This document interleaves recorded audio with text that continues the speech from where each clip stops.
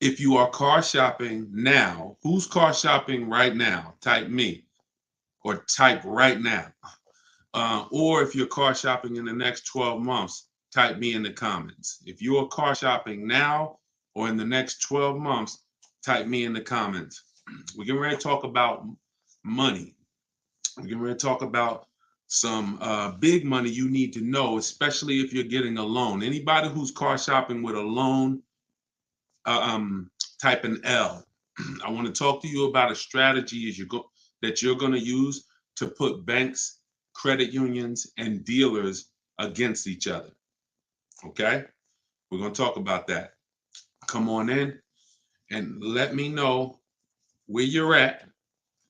I like to know where my people are at as I'm talking to you. Let's do a quick roll call, and then we'll get ready for some serious Q&A. But I'm going to show y'all how to do this strategy. I call it the bank bidding war, where you're going to put banks, credit unions, and dealers against each other to find out who has the best rate. Okay? It's called the bank bidding war. So come on in. Let me see where we at today. We got Cali in the house. I see Colorado in the house, Pennsylvania, Georgia in the house. I see you. What's going on? I see you, New Jersey. I see you, Chicago. I see you, um,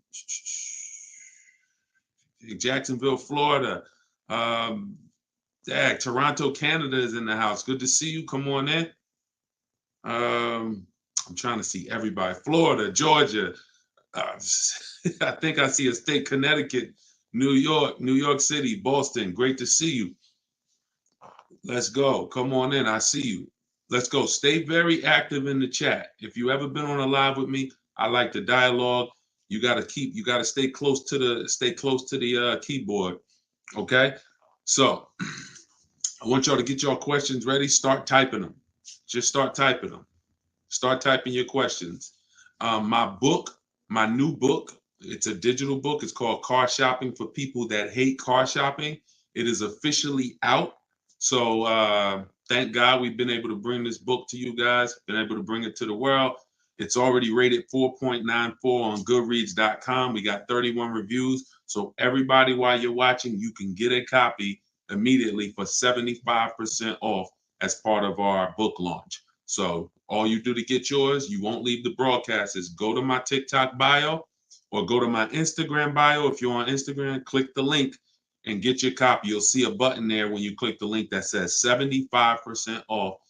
And if you're on YouTube or if you're on Facebook, scan the QR code or go to deshonsbook.com. Get your book 75% off as part of our book launch. All right. And make sure you review it. I love the reviews. Thank you to everybody who's reviewed it. All right. Do they all have to run your credit or is it a separate hit? Nope. When you do this right, we're talking about what I call the bank bidding war. Who's ever wondered if they really got the best rate? Be honest. Who's ever wondered if you've ever got the best rate? Can y'all shoot the likes up on TikTok? Just keep tapping the screen. We already running the likes up. What I'm about to tell y'all is how you never wonder. Okay? Bids. We got to go from dealing with one person to getting bids. And here's how it works. There's something called the rate window. The rate window is a particular period of time where the credit bureaus allow me, to have multiple banks and lenders access our credit to give us a loan. Within a certain period of time, it's only going to weigh on our score like one hard inquiry. So if you have successfully shopped your rate, you've gotten 10, 15, 5, 20 banks to run your credit so that they can give you their best loan offer, but you're doing it within that window. So here's how you do it. You don't go into dealerships and just let them run your credit. What you do is you're going to go find your car. And once you find your car, you are going to lock up your car and you are going to then allow banks and credit unions to access your credit. See, there's banks and credit unions are playing a game right now. They're playing a game with us. But we got to know what this game is. They want to throw around these pre-approvals, but they're really, most of them are restricted pre-approvals.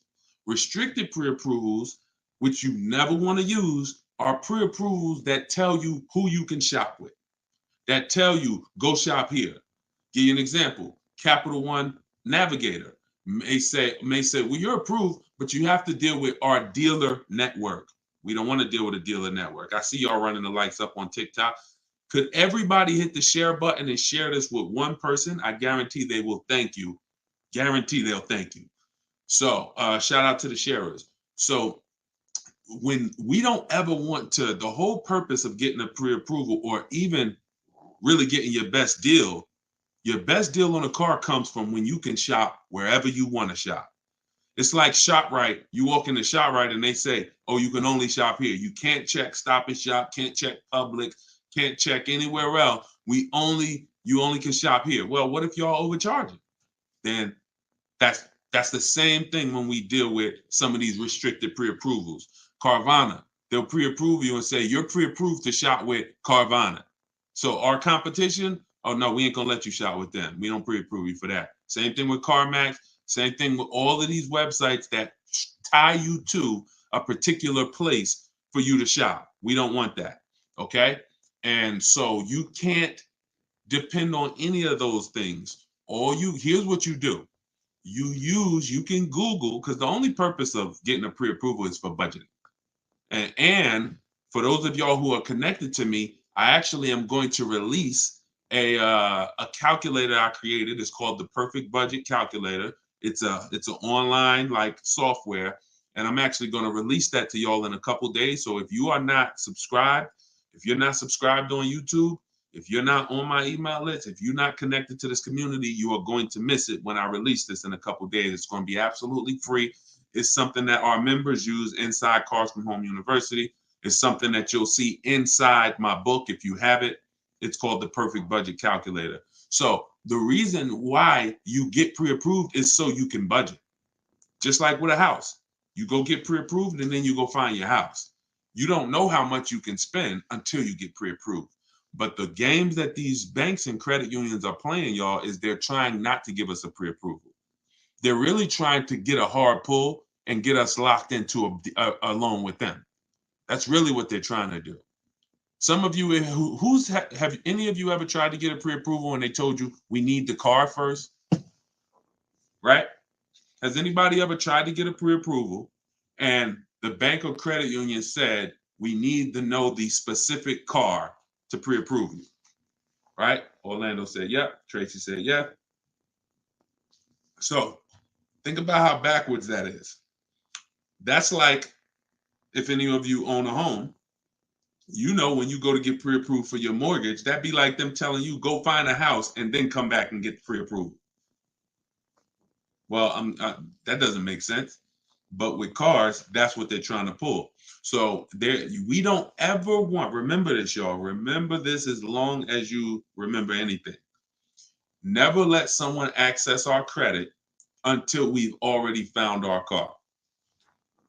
See, if you stick to that rule, then you're never going to open up the rate window, because the minute you find your car, that's when we go into the shopping part. That's when you find your car, you lock up your best deal, you are bringing that paperwork home. That's called a buyer's order. You're going to bring that thing home and you're going to call your bank, call your credit union. You're going to go online, type in auto loans online. Lightstream is a company called Lightstream. It's Community Credit Union. Any of these people you can find online, it's game time. It is time for them to bid, and you'll already have your car, so there won't be anything stopping you. So you're going to let all the banks, credit unions that you know run your credit when you get home with your buyer's order, which means your car is already sitting there waiting at the dealership. This is very important, y'all. This is like baking a cake, but you don't put the frosting into the mix.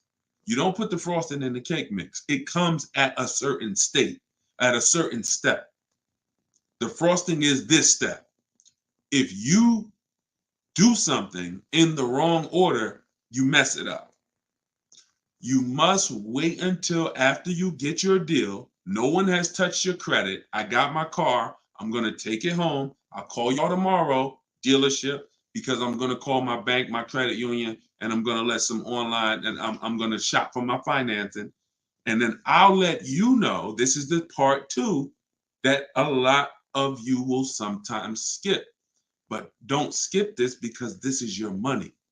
After you get the deal, after you get your bank, your credit union, the online credit union's rate, now we are calling the dealership and we are saying to the finance manager, hey, Mr. Finance Manager, Mrs. Finance Manager, good news. So I got 6.29 from my bank, my credit union, from whoever gave it to you.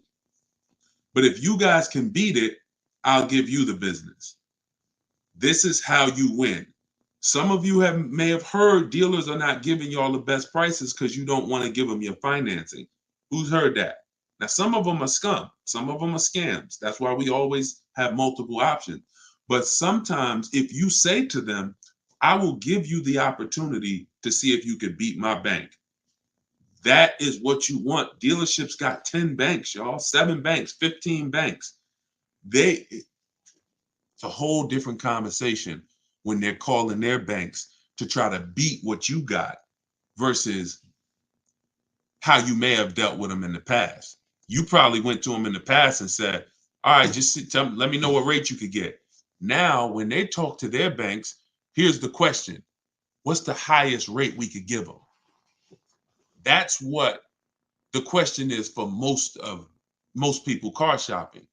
The question that it's going to be now when you do this is, can we find a bank that can beat what they got?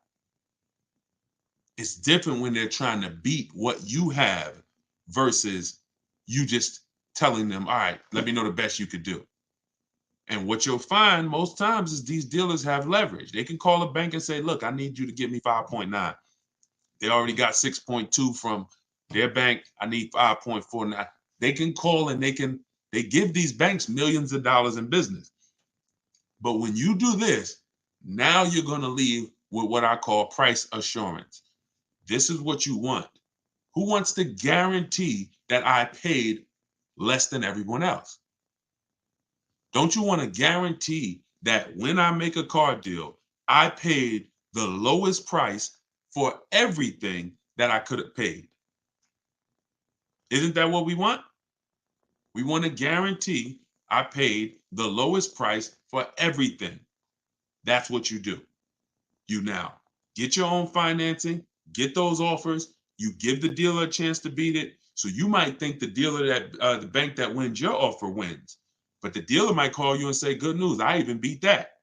I got you a half a point less. That'll save you money, depending on how much your loan is. That could be thousands."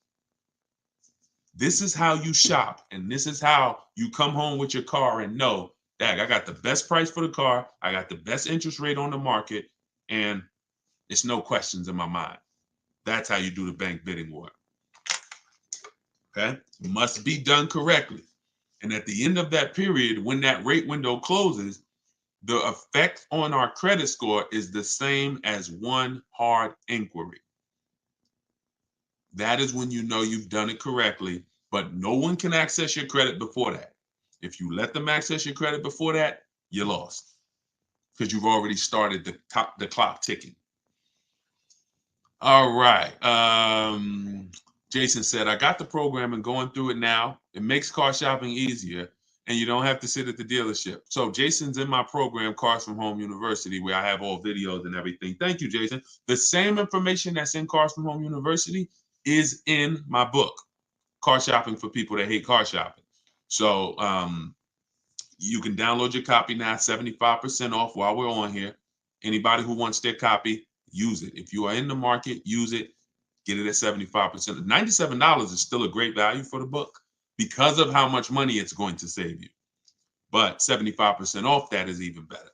So go there, grab your copy. It's in my TikTok bio and my Instagram bio.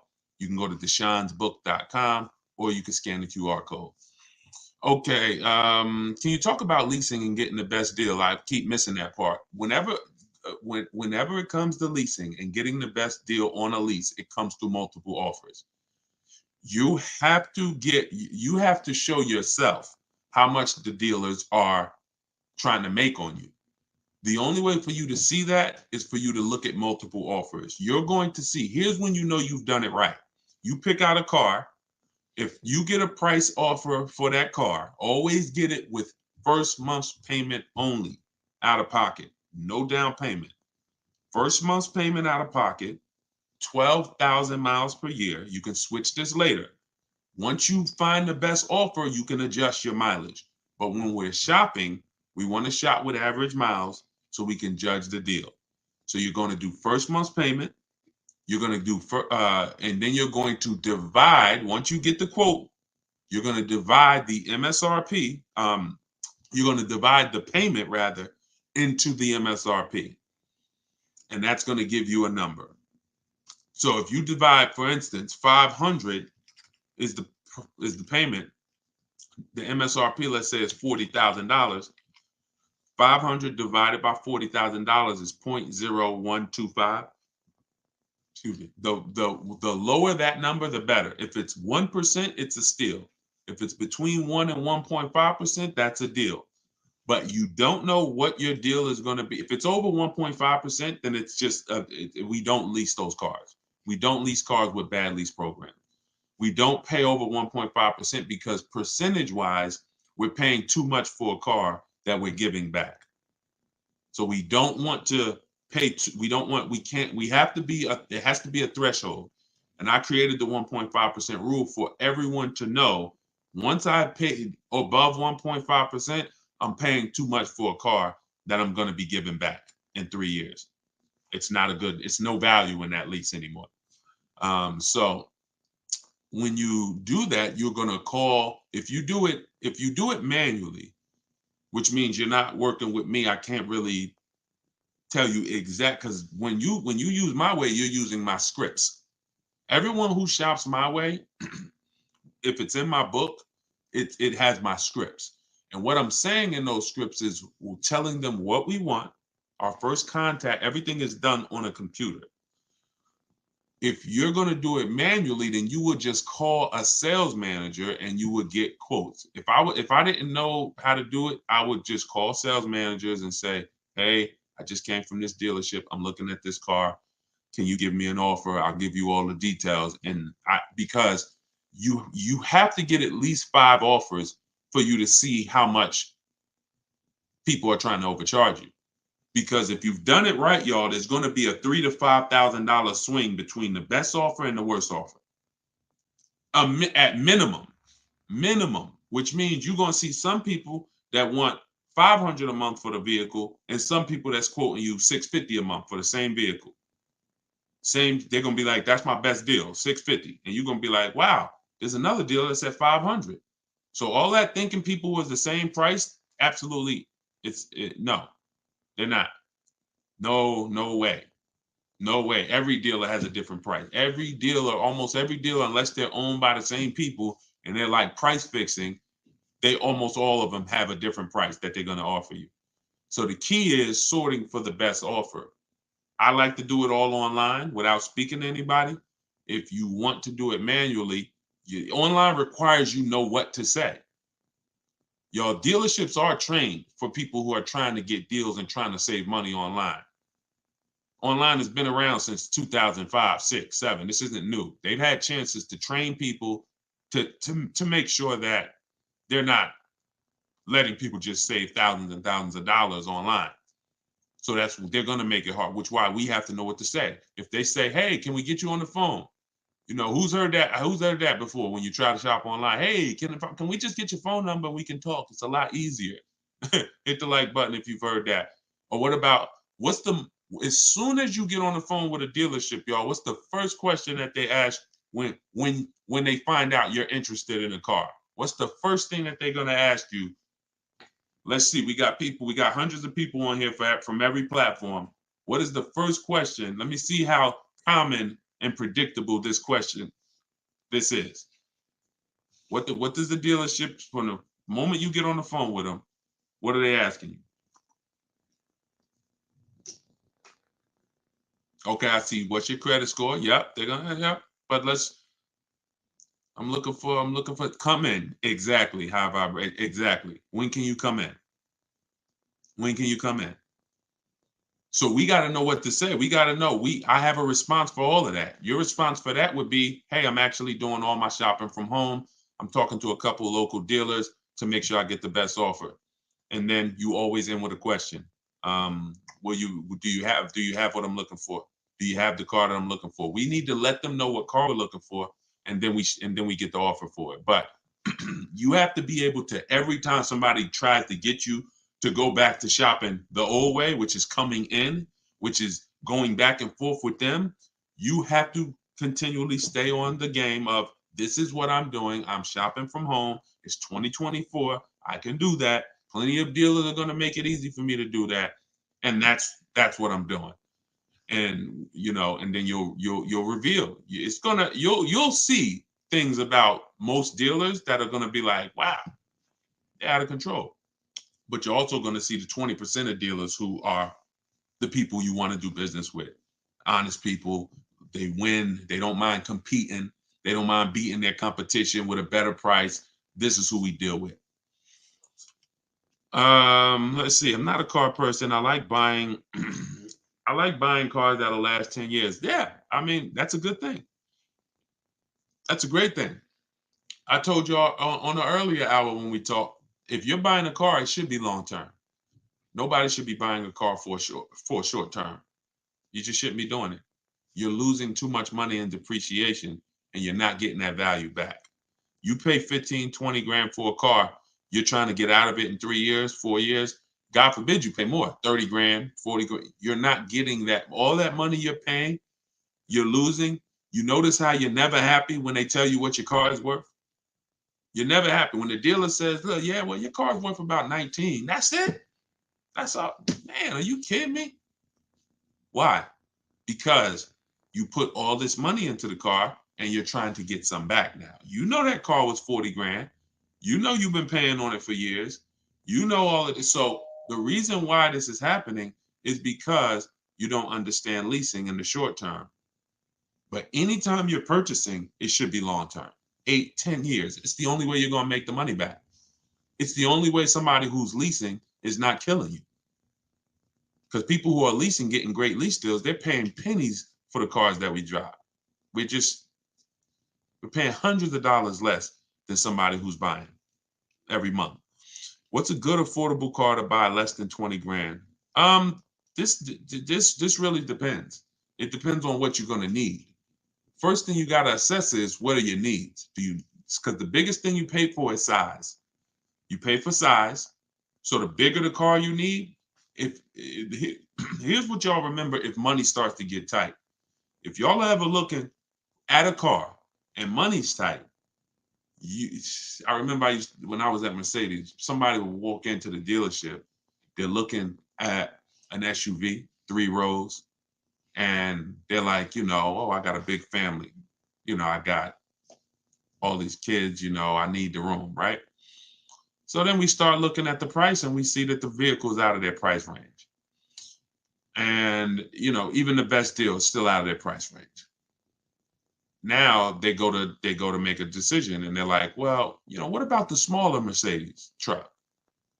And they want to look at the one with 2 rows now. Now, the reason I stop them is because they're about to get a car that takes care of their wants, but not their needs. Didn't you tell me you had 3 kids, you need 3 rows? Yeah, I really do, man. So 2 rows wouldn't work for you. So don't look at 2 rows. See, when we are getting cars, we can't take out stuff that is a need. And the biggest need is size.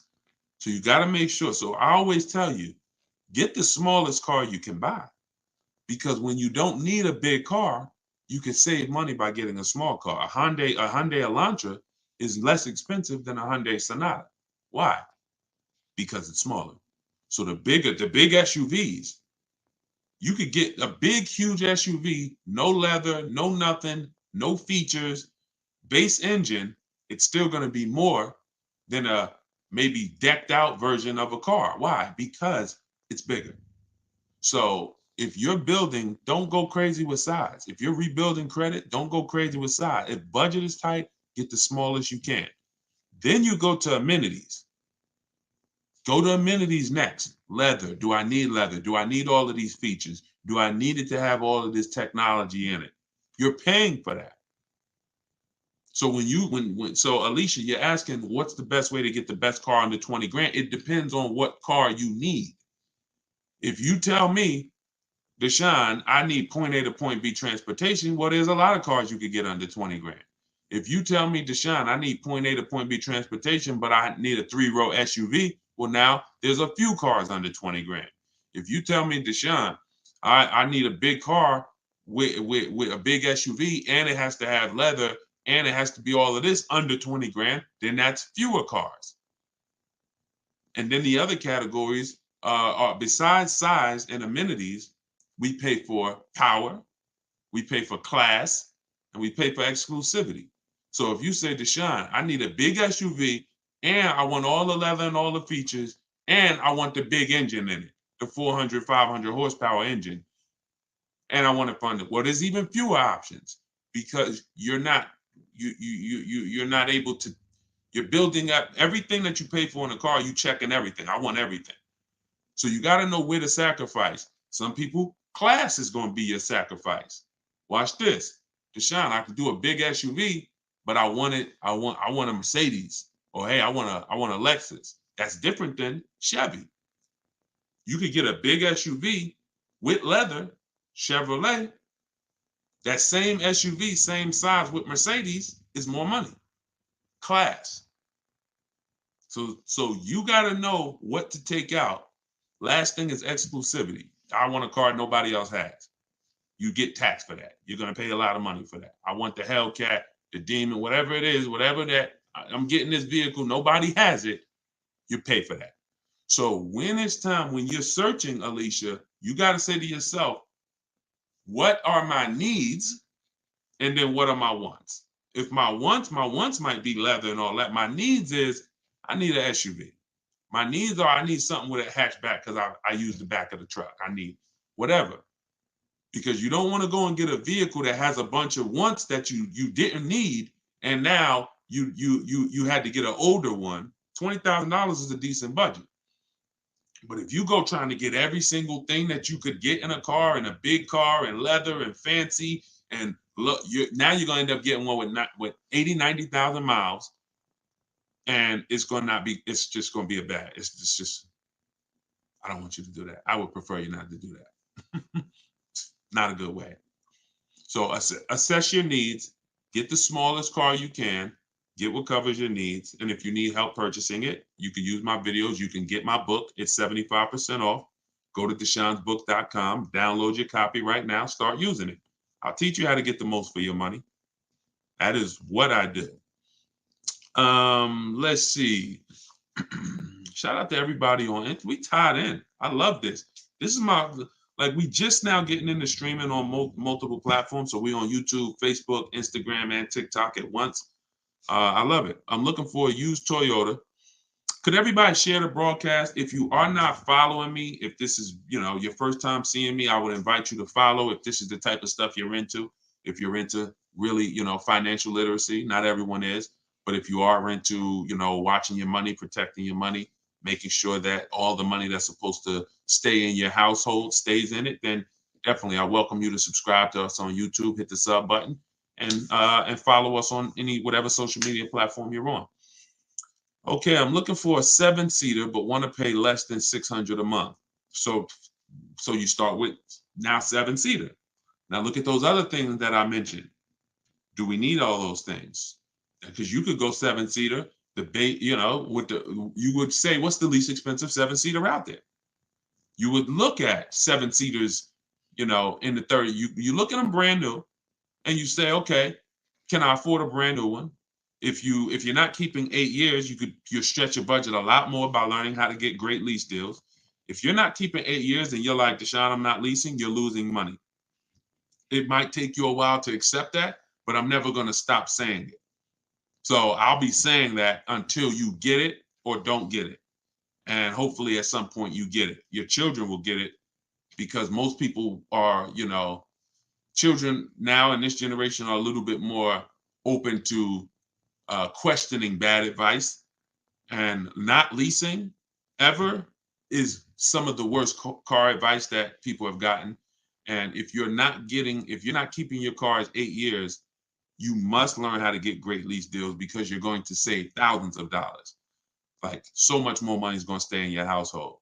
So what you would do is you need to decide whether you're going to lease or buy. That's always the first. My book is called 7 Steps to Saving Time, Money, and Avoiding Dealerships. Car shopping, for people that hate car shopping, 7 steps to saving time, money, and avoiding dealerships. What's step one, y'all? Step one is lease or buy, because lease or buy is the foundation of our car deal. If you see this young lady here on that I'm showing on you can't see her on TikTok, but all other platforms you can see her. You can see she got a 54,000. Her name is Taupe. She's in our Cars from Home University group. We share all our car deals all around the country. She got a BMW i4 eDrive. It's a $54,000 vehicle, $54,750. Her best lease price on it was $690 a month. So y'all are aware, that same vehicle, if she purchased it with no money down, just like she did this, no money down, we're not talking about putting money down. That's a whole different. When you don't put money down, it's easy for you to judge your deals. Stop putting money. When you learn from me, you're going to stop judging your deals with money down, because the money down doesn't matter. It doesn't affect the deal. So to purchase this same exact vehicle that Taupe got, $54,000, that's an $1,100 a month car payment. Every $5,000, if y'all remember, is $100 a month. Every $5,000 you borrow. So if you're looking at a car that's $5,000, figure that's $100 a month for 5 years. If you're looking at a car that's $10,000, $200 a month for 5 years. $20,000, $400 a month for 5 years. Remember that rule. Every 5,000 is $100 a month. So for a $54,000 vehicle, her payment would be $1,100 a month. Yet she's leaving with a $690 payment. You see how hard it is for her to get in trouble? So this is why, if she had chose to purchase, let's just say she's working with me, she's reading my stuff, she's learning from me, and she said, Deshone, I'm not keeping my car, but I'm going to purchase. I know I'm not keeping the 8-year rule, but I'm not going to keep, but I'm going to purchase. Even if I helped her and showed her how to save thousands of dollars off this car, thank you, Evan, that is still going to be $1,000 a month, $1,100 a month with no money down. It doesn't matter. Like, she can go from 1,000 to, we saved $5,000 off the price of the car. Now you can go from 1,100 to 1,000. Doesn't matter. Now, if I was purchasing this car and I saved $5,000, okay, that's my best offer. That's good. But the reason why leasing versus buying must be the first step is because it's the foundation of affordability. $690 is the best lease price she got. The best purchase price will be nowhere near that. So if your deal is not on the right foundation, if you're not leasing when you should be leasing and purchasing when you should be purchasing, then there's no deal. There's no deal. You're overpaying. So that's the first step. All right, that's always the first step. Before you think about what you want to spend, you must decide, am I going to lease or purchase? And how you decide that is just ask yourself, am I going to keep the car 8 years or not? That's it. Okay, all in my book, by the way. Everybody who doesn't want to remember, Deshone, I don't want to have to worry about remembering this. Okay, then get your book, go to deshonesbook.com, get your 75% off. Let me know, make sure the price is showing 75% off, not the normal $97 price. You can scan the QR code. You could go to my Instagram bio, click that website. You can go to my TikTok bio, click that website, and you can download your copy if you want all the information in one spot. Soder said, can you do a simulation of how you would lease a Mazda CX-90? Well, I would figure out what I want. I'm going to check the car first. I'm going to check the car, go to Google. I'm assuming you're talking about, well, if he's leasing, he is talking about a new one because you can only lease a new car. Okay. The link, Evan, is in my TikTok bio. It's in my TikTok bio. So I'm going to hold on one second. Hold on. Let me get back on TikTok. Okay, so when we're leasing, if we don't have any other cars to sell, we don't have a lease that's coming due. If you have a lease that's coming due, we got to check our equity. But let's say we don't. Let's just say we want to lease a fresh car.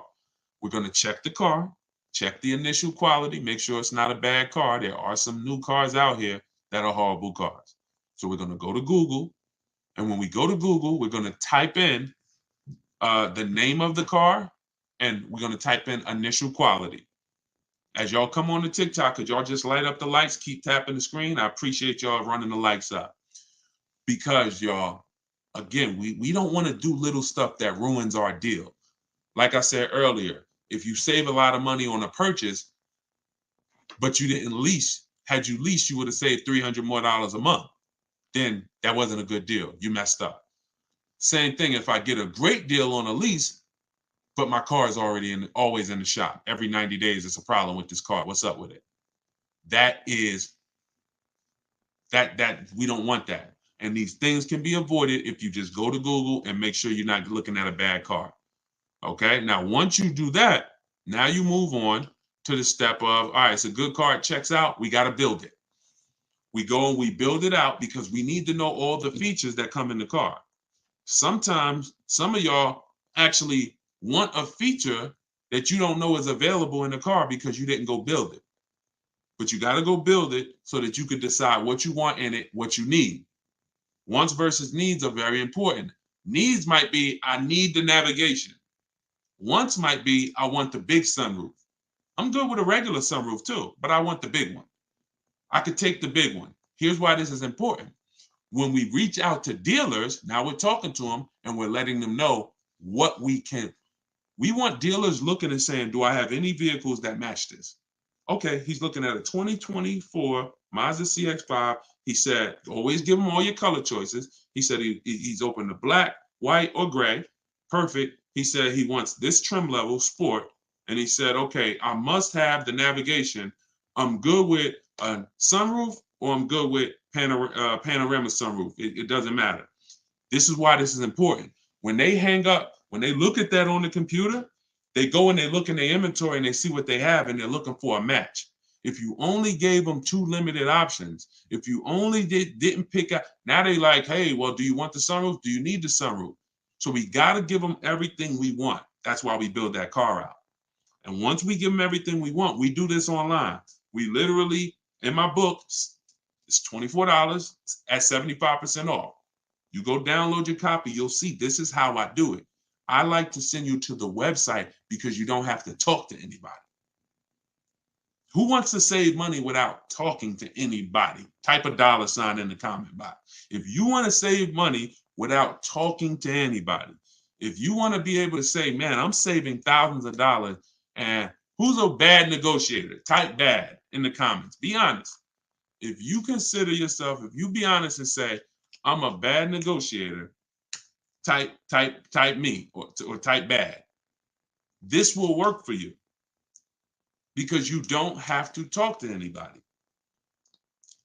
Even if you're going to do what I said earlier, if y'all not going to use the book, if you're not going to get the book and use it, then you can call sales managers. That's going to take a little bit more time, and you got to remember what you want, and then you got to be telling them all the information they're going to need. They're going to need to know where you work at because they can't give you the rebates. They don't know if you qualify for any rebates until after they know where you work. They don't know whether you qualify for any rebate until until they know what cars we have in our household. Like I got an Infiniti truck. Sometimes they'll give a rebate because you have a competitor brand. You get $1,000, $1,500, whatever it is. So everything, I have this template where you just fill this in. So when you're shopping for a lease or a new car, it has everything that you need there. This is what a dealer must know in order to give us an offer. Okay, could y'all keep lighting up the likes on TikTok, tapping the screen? I appreciate it. I see the likes going up, and I appreciate it. We letting them know, letting TikTok know we changing lives here. We want to set people free financially, but that's what's necessary. Like I'm letting them know what I want, and then I'm doing it with multiple dealers. In the book, I teach you something called the 25 to 5 strategy. That's something y'all going to hear me talk about a lot. That's where we connect with 25 dealers to get 5 offers. 25 dealers to get 5 offers. And what you love about doing it this way, you don't really hear, oh, we don't have that color, or we don't have that. See, when you're talking to one dealer or 2 dealers, you're going to hear that. You're visiting one dealer or 2 dealers, oh, we don't really have that color. No, we don't have the car exactly like you want it, right? Who's heard that? And then they'll tell you, oh, well, the supply is limited. And they'll tell you, hold on one second, y'all. So they'll tell you that inventory is limited.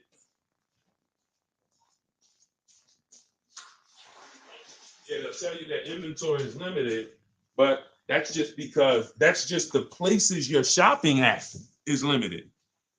The places you're shopping at is limited. When we shop out of 25 dealers, we're shopping out of 25 dealers inventory. So yeah, I'm talking to 2 of y'all. Maybe neither one of y'all have what I want. But when I'm talking to 25 of you, maybe 10 of you have what I want. That's why it's called the 25 to 5 strategy. You're going to connect with 25 dealers online, right at your computer, and that's going to lead to 5 offers.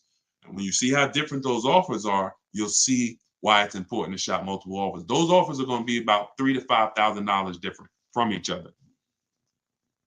Guaranteed. Guaranteed. Look at there was a young lady who just got a Maserati and she saved $20,000 off the Maserati. She said her best offer was $20,000 off. Matter of fact, if y'all need to see that, just type Maserati. If y'all don't believe me, if you believe me, then we ain't got to do it. But if y'all want to see that, then I'll show y'all. She just got a Maserati 2 weeks ago. So imagine if she didn't shop multiple offers, she might have had one dealer taking off $3,000, thinking, oh, that seems like a good deal. Another dealer taking off $5,000. Oh, that seems like a good deal. You shop multiple offers and then you see where the bottom is. Oh, wait, hold on. They said they can't hear me on TikTok.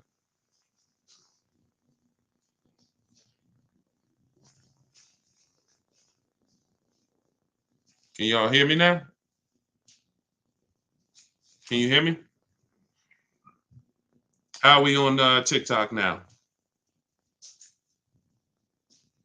Let me know if y'all can hear me on TikTok before we keep it going.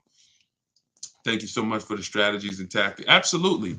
Look, one thing we're gonna do here is strategies. One thing we're gonna do here is strategy. I'm just trying to see if we're back on TikTok because my headphone had went off. The salesman I've been dealing with for the last few years, for the last few leases, just became a sales manager. Will he still work with me or will he push me off to a new salesperson? I would only get a quote from him. Hold on. Let me take this off. All right, how about now? Can y'all hear me now? Let me turn this Bluetooth off. Can y'all hear me now?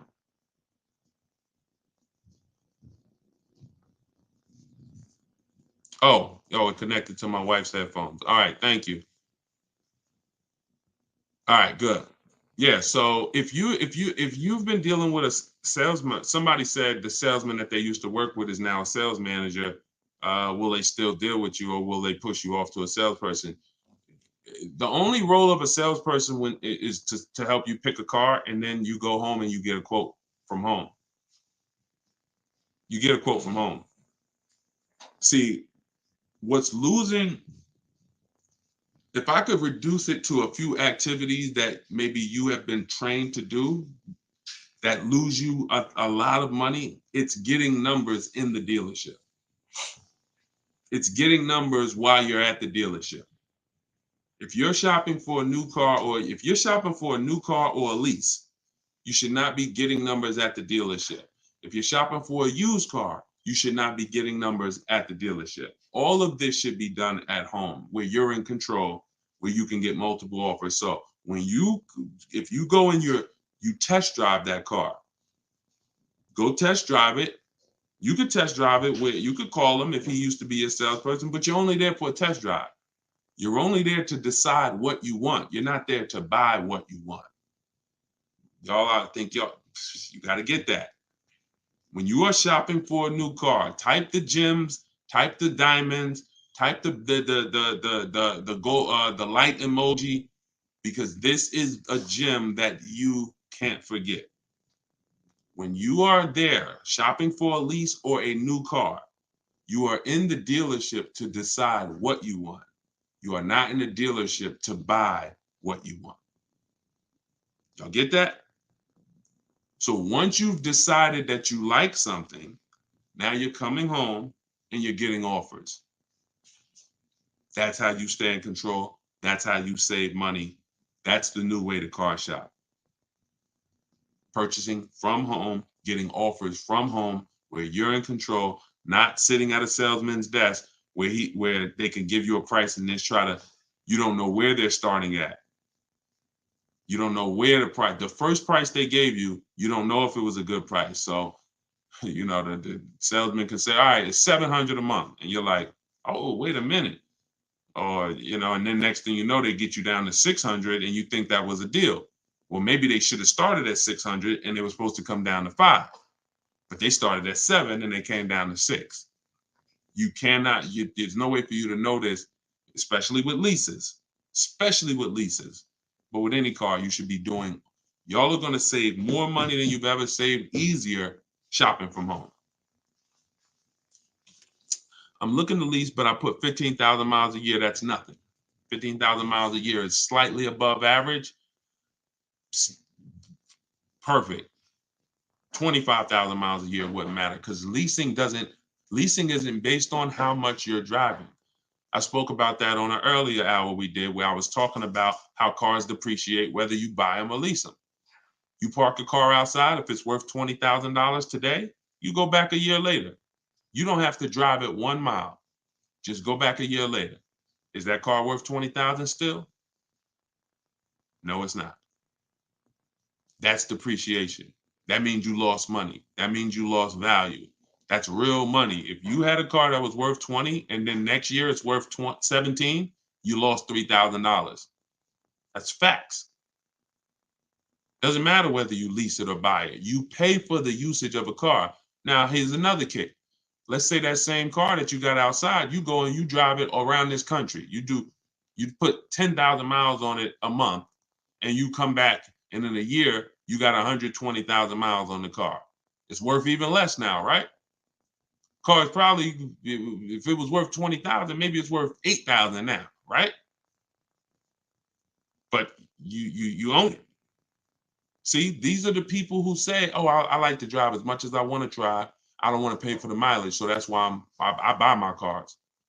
Never a reason to buy, because you lease, you're literally paying for the car. You're paying for the usage, whether you lease or buy. Here's the key: depreciation.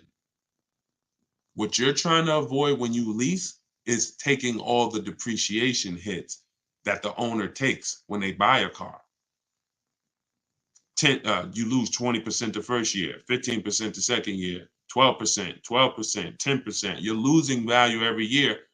Now, there comes a point in time, if those of you who keep cars a long time, where you go from losing 10%, you go from losing these high percentages every year to the point where if you keep your car long enough, you might only lose 5% a year. You might literally, the longer you keep a car, the less it depreciates later. But you have to get to the later. If you trade out of that car before you get to the later, you've lost. Because all that depreciation you just took, now you just replace the car and you go start over again. Don't do that. Trust me when I tell y'all. The more you understand leasing, and my entire step one is about leasing versus buying. In the book, everything I teach, get your book for 75% off. Make sure you get your 75% off, but you'll see step one is all about leasing versus buying because that's the most important part of going into a car transaction. Oh man, good to see you, Texas. How many years is later? How many years is later? Remind me what we were talking about. I know I was talking about doing something later or long time ownership later. I don't know. Let me remind me what I was talking about. If you owe on the car, what the car is worth, should you trade it in and lease? So that's a great question. If you could get out and break even and you're not keeping that car 8 years, then I would get out of it immediately. Because there's no benefit to me staying in it. The money that I'm going to pay for a great lease, as long as you know how to get a great lease deal, don't go from a daggone finance to either a regular lease deal or a bad lease deal. You don't want to do that. But once there's no benefit to me staying in a car that I'm not keeping, I could drive a lot better vehicle transitioning to a lease now because the vehicle is going to be brand new, and I'm going to have a better vehicle for my money. The money's going to be better. Whatever I'm paying for this used car or this car that I'm driving, it's going to be better when I lease. It's just going to be better. Again, the only people who should own are people who are planning to pay off their cars or people who are planning to keep their cars for a very long time, 10 years. That's who should be owning. And the people who are owning, who are thinking about keeping cars for a long time, you ain't thinking about replacing that car. You ain't thinking about when to replace it. You ain't thinking about should I replace it. You thinking about, okay, I'm gonna pay this thing off and then this is my car. So if you are thinking about should I trade this car in and lease now, it's probably because you're a lease person. You're not keeping your cars 8 years and you should be leasing anyway. So in that case, there's no benefit to you waiting. There's just no benefit to you waiting unless you have negative equity. In the book, I talk about negative equity. Some of you, you're going to have too much negative equity. You're not going to be able to transition to a lease yet. You're going to have to pay down some of the negative equity. I've had me a car 14 years now. I'm looking for a new one. There you go. Listen, definitely, that's how you get your money out of a car. 14 years, great money out of a car. I don't know if you're going to do that again. If that's your goal again, if it is, then you purchase. Oh, somebody going to comment Maserati. Want to see that Maserati deal? Hold on. Let me get it.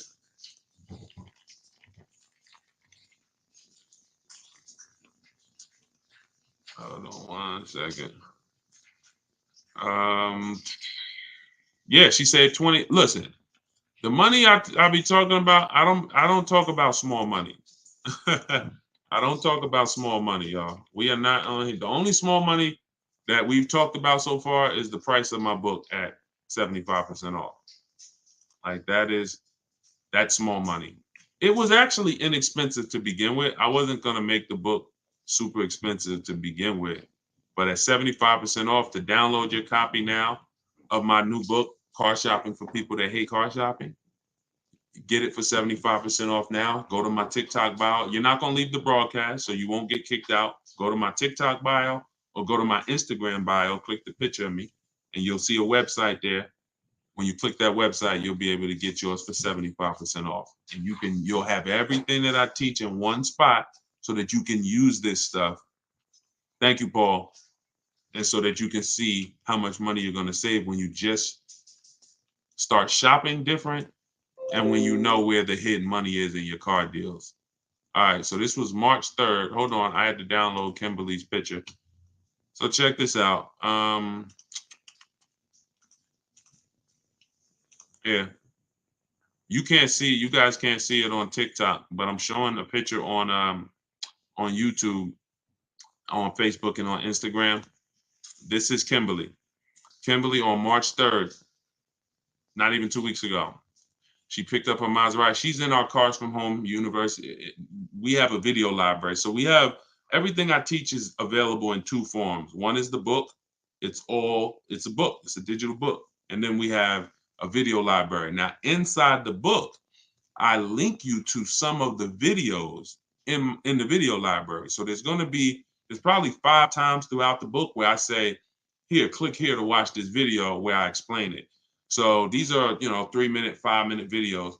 So this is what she posted. She got her Maserati. Her MSRP was $91,700. She had payments $944 a month, which is crazy. That's a $1,800 car payment. $91,000, an $1,800 car payment on a 5-year loan, maybe 16 on a 6-year loan. Oh, it's crazy. She's paying $944. And where is let me see, where is she said I got offers. Look, 7 competitive offers. This is why it's important. This is what I was telling y'all about these multiple offers. Why does it always kick me out of Instagram? That's so weird. I always get kicked out of Instagram. I don't know if Instagram has a time limit or something. I got to see why that always happens. All right, so you can see that her offers were from 1% to 1.8%. And oh no, I know what it is. Hold on, I got to go to her other post. It was her other post where she posted the actual deal sheet. Hold on, watch this. There we go. No, it wasn't her post when she picked up the car. Here it is.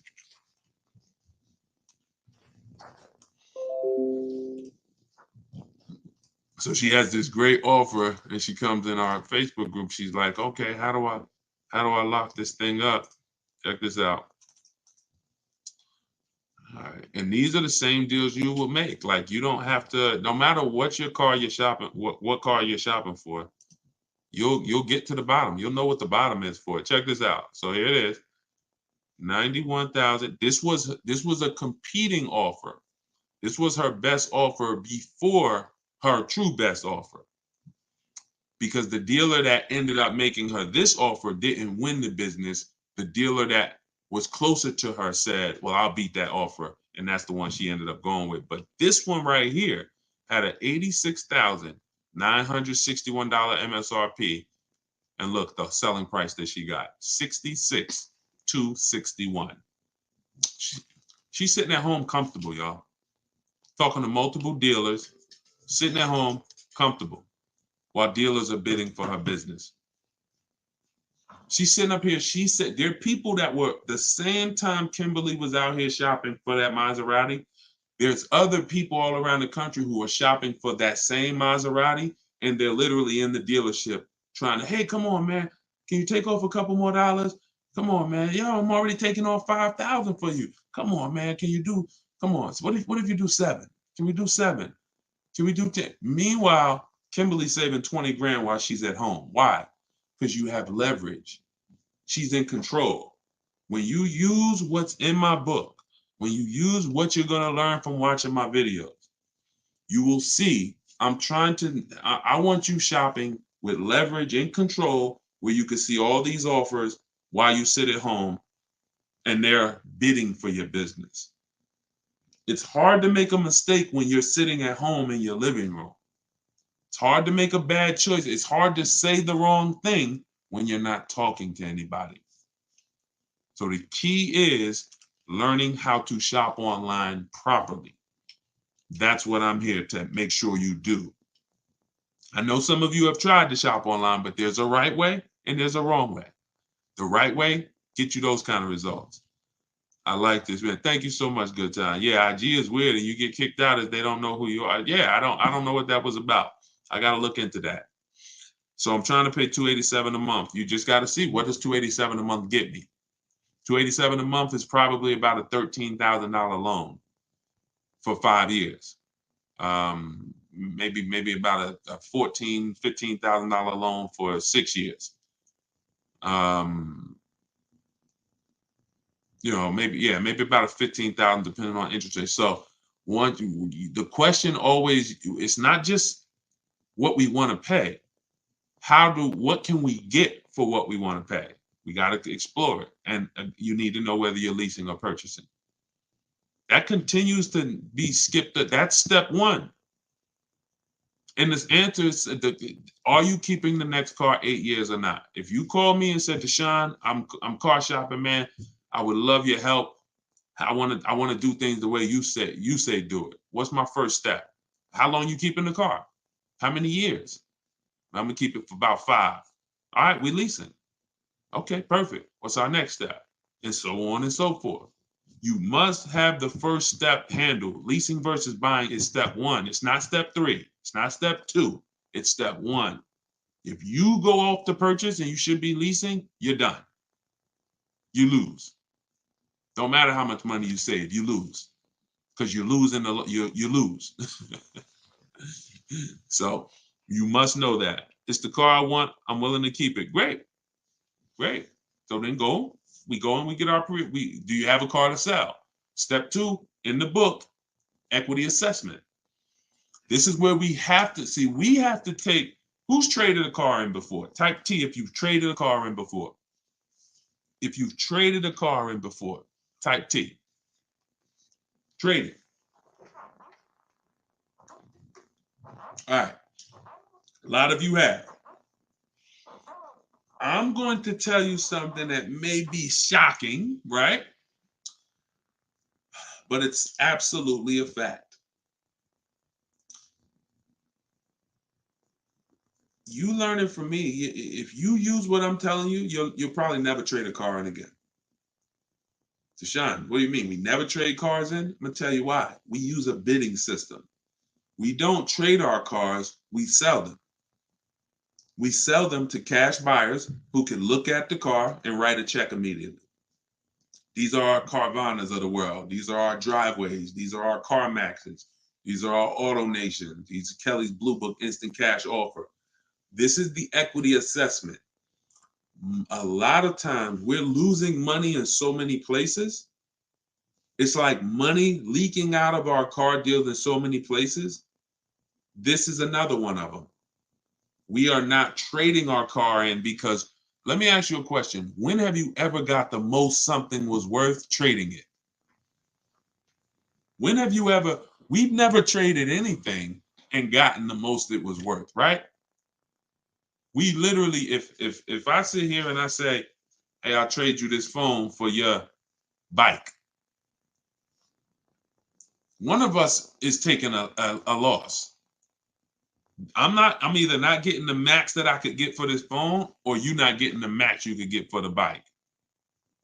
See, so trading in our system, which is a bidding system, we get bids from buyers. When we're ready to buy our new car, we get bids from dealerships. The chances of a dealership winning the bid because they're going to sell us the car we want lower than every other dealership, and winning the bid to buy our old car is almost impossible. It's almost impossible. So you're going to not just beat every dealership that's selling the same product as you, but you're also going to beat all the online buyers that are trying to buy cars, the Carvanas, the people I just mentioned. You're beating them too? Oh, you're going to be out of business soon. They can't burn the candle from both ends.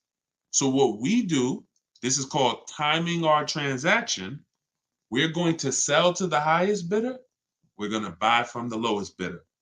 So what we've had many times is we've had people who go pick up their brand new car from the dealer who won the bid. And then after that, they go drop off their old car at CarMax and get their check. Or they do the old car first and then go pick up the new car. Because they're giving me 2,000 or 3,000 more than a dealer would have given me on trade. I'm going to go get my $3,000 more here, and then I'll come and I'll buy the car from you. This is how we maximize the transaction, y'all. This is how we make sure at the end of the transaction, we haven't left any money out of it. We have to get bids for every part of it. We talked earlier in the broadcast about getting bids from banks.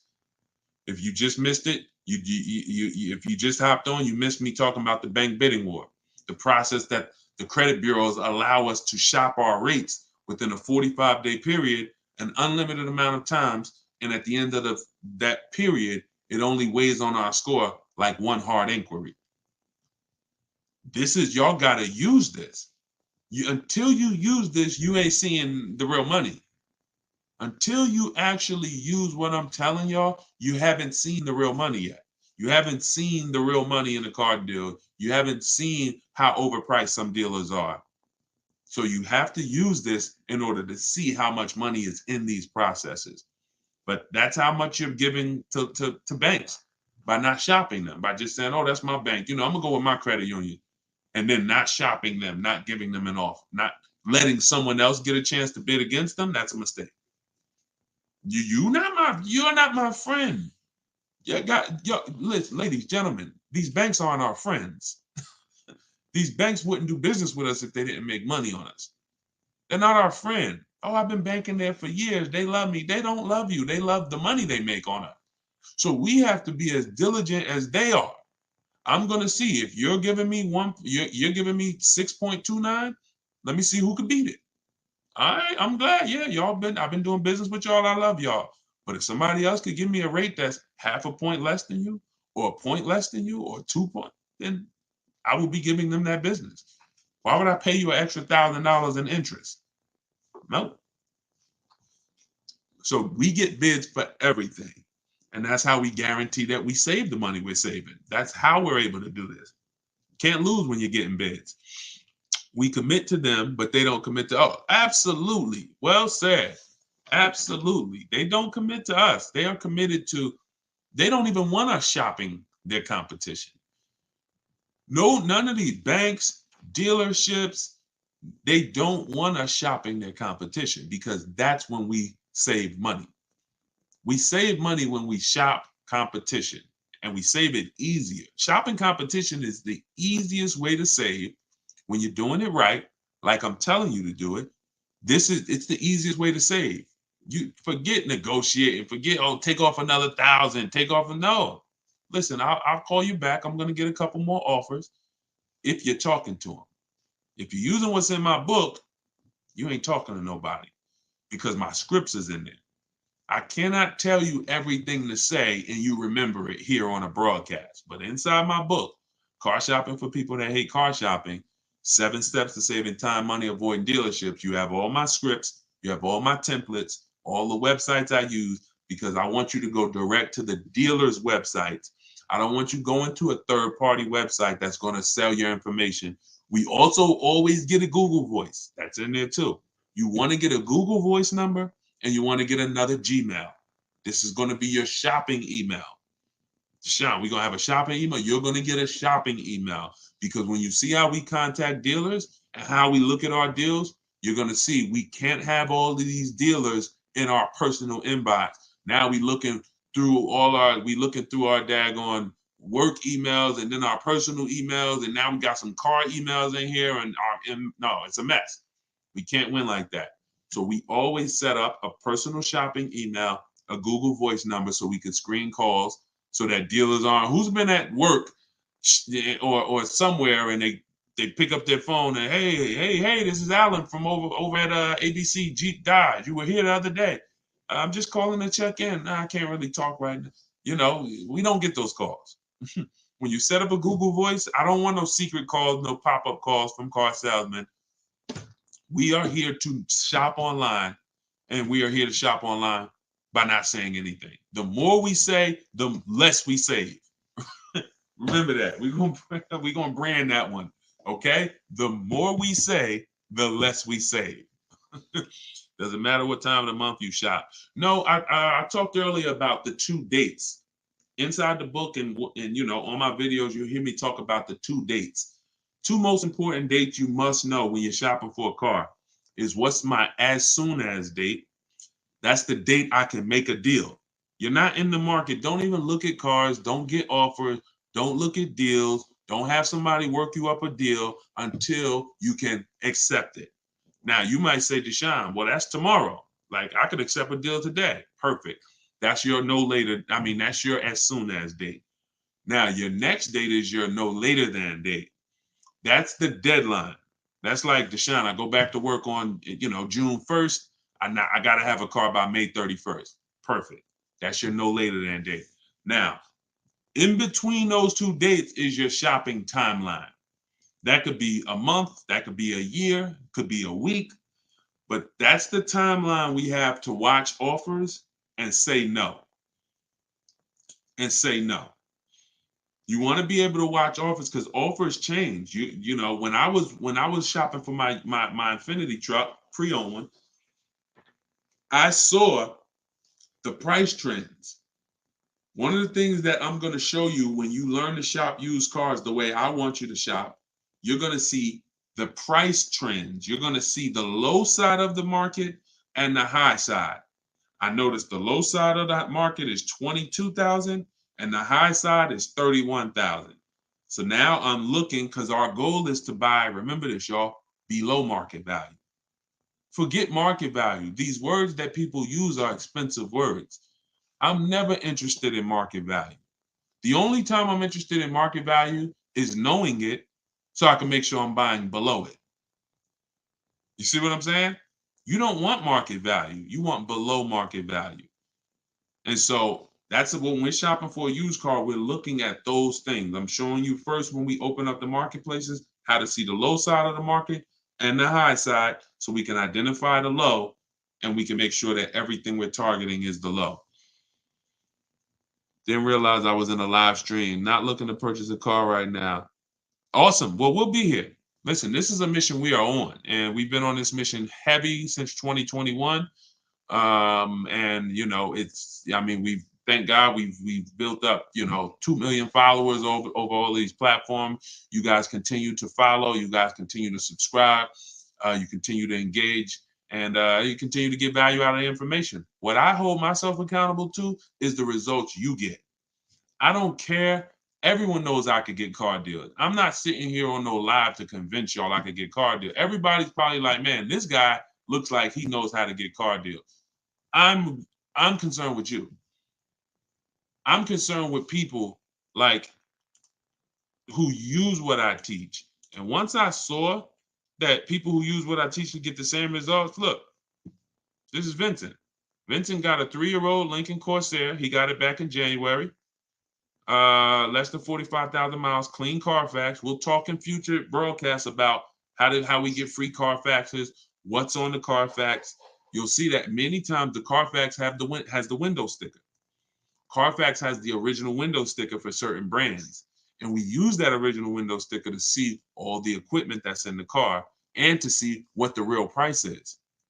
We need to know, one of the most important things on a used car, y'all, we got to know what was the original price. I bought that pre-owned Infinity truck. They were asking 31 for it, but it was another one that was asking about the same price and they looked the same. When I pulled the original window sticker, I saw that this one I ended up getting was 54. Originally, 54,000 and change. It's like an edition 30. It has all the special trims on it. It has special rims, everything. And then the other one was a standard one. It was like $48,000 one. So once I saw all of them and I saw, wait, this one's 48 brand new. This one was 46 brand new, but this one's 54 and change. Y'all see how that helped me identify that was the best deal? See, and many times, I'm just being honest with you, if this car was 32 and the other similar car was 31, many of you would have picked the 31 because you'd have said, oh, it's 1,000 less. But you don't realize it's 1,000 less, but that one that's 1,000 more gets me $6,000 more of equipment. That's why knowing the original price of the car is critical. You can't choose the right car without seeing that. So this is what we do. And you see what he said. Look, he said, going back to Vincent's post here of his Lincoln he got, he said, my goal, I was targeting a 30 to 35% off discount of MSRP. You see how he talks different? See how he sound like me? Shopping for a pre-owned car, but what is he looking at? I'm targeting this much discount off original MSRP. See, this is not how we've been taught to shop. Pre-owned cars, we must know what it costs originally. I don't care what you're asking for it. I don't care what the market value is for it. What was it originally? And that's going to tell me how much discount I'm getting. 2020, 2022, 2020, all through the pandemic, unfortunately, people were buying used cars, paying the same price as the car when it was new. People were buying Toyota Camrys for $29,000 that was $20,000 brand new. Had they known this, hey, I need to know, what was this car originally priced at? Well, it was 29. Wait a minute, and you're asking 29? See, we call this true value. In the book, I call this the true value percentage. You must know it. He ended up getting a 43% discount. So that's how you want to shop. For you, these, of course I could get great car deals. But y'all, this ain't rocket science. When you learn to shop from home, when you learn to look at multiple options, when you learn to put dealers against each other, when you learn to put banks against each other, you're going to sit at home and you're going to save thousands of dollars. You know what? That's how you buy everything else. We could sit here online and we could buy TVs on Walmart.com, on Amazon.com. We know don't we know we're going to pay the best? We're going to get the best deal because we know. I'm going to look at all these options and I'm going to pick the best one. But only with a car do we go into one place and go back and forth with one guy. You get what I'm saying? If you think about it, it doesn't even make sense, right? It doesn't even make sense the way we car shop, because the way you car shop is not like the way you shop for anything else in this world. And all I want you to do is stop shopping like that. That's all I want y'all to do. Stop shopping like that. And here's the next thing. Start shopping for cars the way you shop for everything else in this world. And you're going to be, oh, man, you know what? When I shop for cars this way, Deshone, it feels like when I shop for groceries. It feels like when I shop for other things. I'm comparing correct. And you're going to love it. I promise you. We got enough people that have started using what we teach. We've been doing this for 2.5 years now to see the transformation is incredible. People just like, man, I can't believe I never knew that this existed. So I compare oatmeal. Exactly, Dave. Listen, everything. You get what I'm saying? We literally have price confidence by comparison. You know what? And look, y'all see these Carvana commercials, right? Y'all ever see the Carvana commercials that says we have 50,000 cars for you to choose from? Y'all ever see those commercials? You could choose from 50,000 cars, right? I'm gonna tell you what that is and why you never fall for that. They're trying to win your business based on variety. But variety does not drive down prices. Competition drives down prices. So whenever you hear, we have 50,000 cars for you to choose from, here's what I want you to think of. If you walked into the Dorito factory and you were able to see every single flavor of Dorito they make, we have 200 flavors. I didn't even know y'all had 200 flavors. Yeah, like we don't have them all in store, but in the factory, we have 200 different flavors of Doritos. Really, that's amazing. They're all $7.99 a bag. Wait, how do you mean? Wait, if I go to the store, the Doritos are $3.99. They're $2.99. Yeah, but not here. Because there's no competition. There is no Lay's. There is no, Hers. It's only Doritos here. So whenever you're looking at variety from one company, there's no competition. They're not competing with themselves.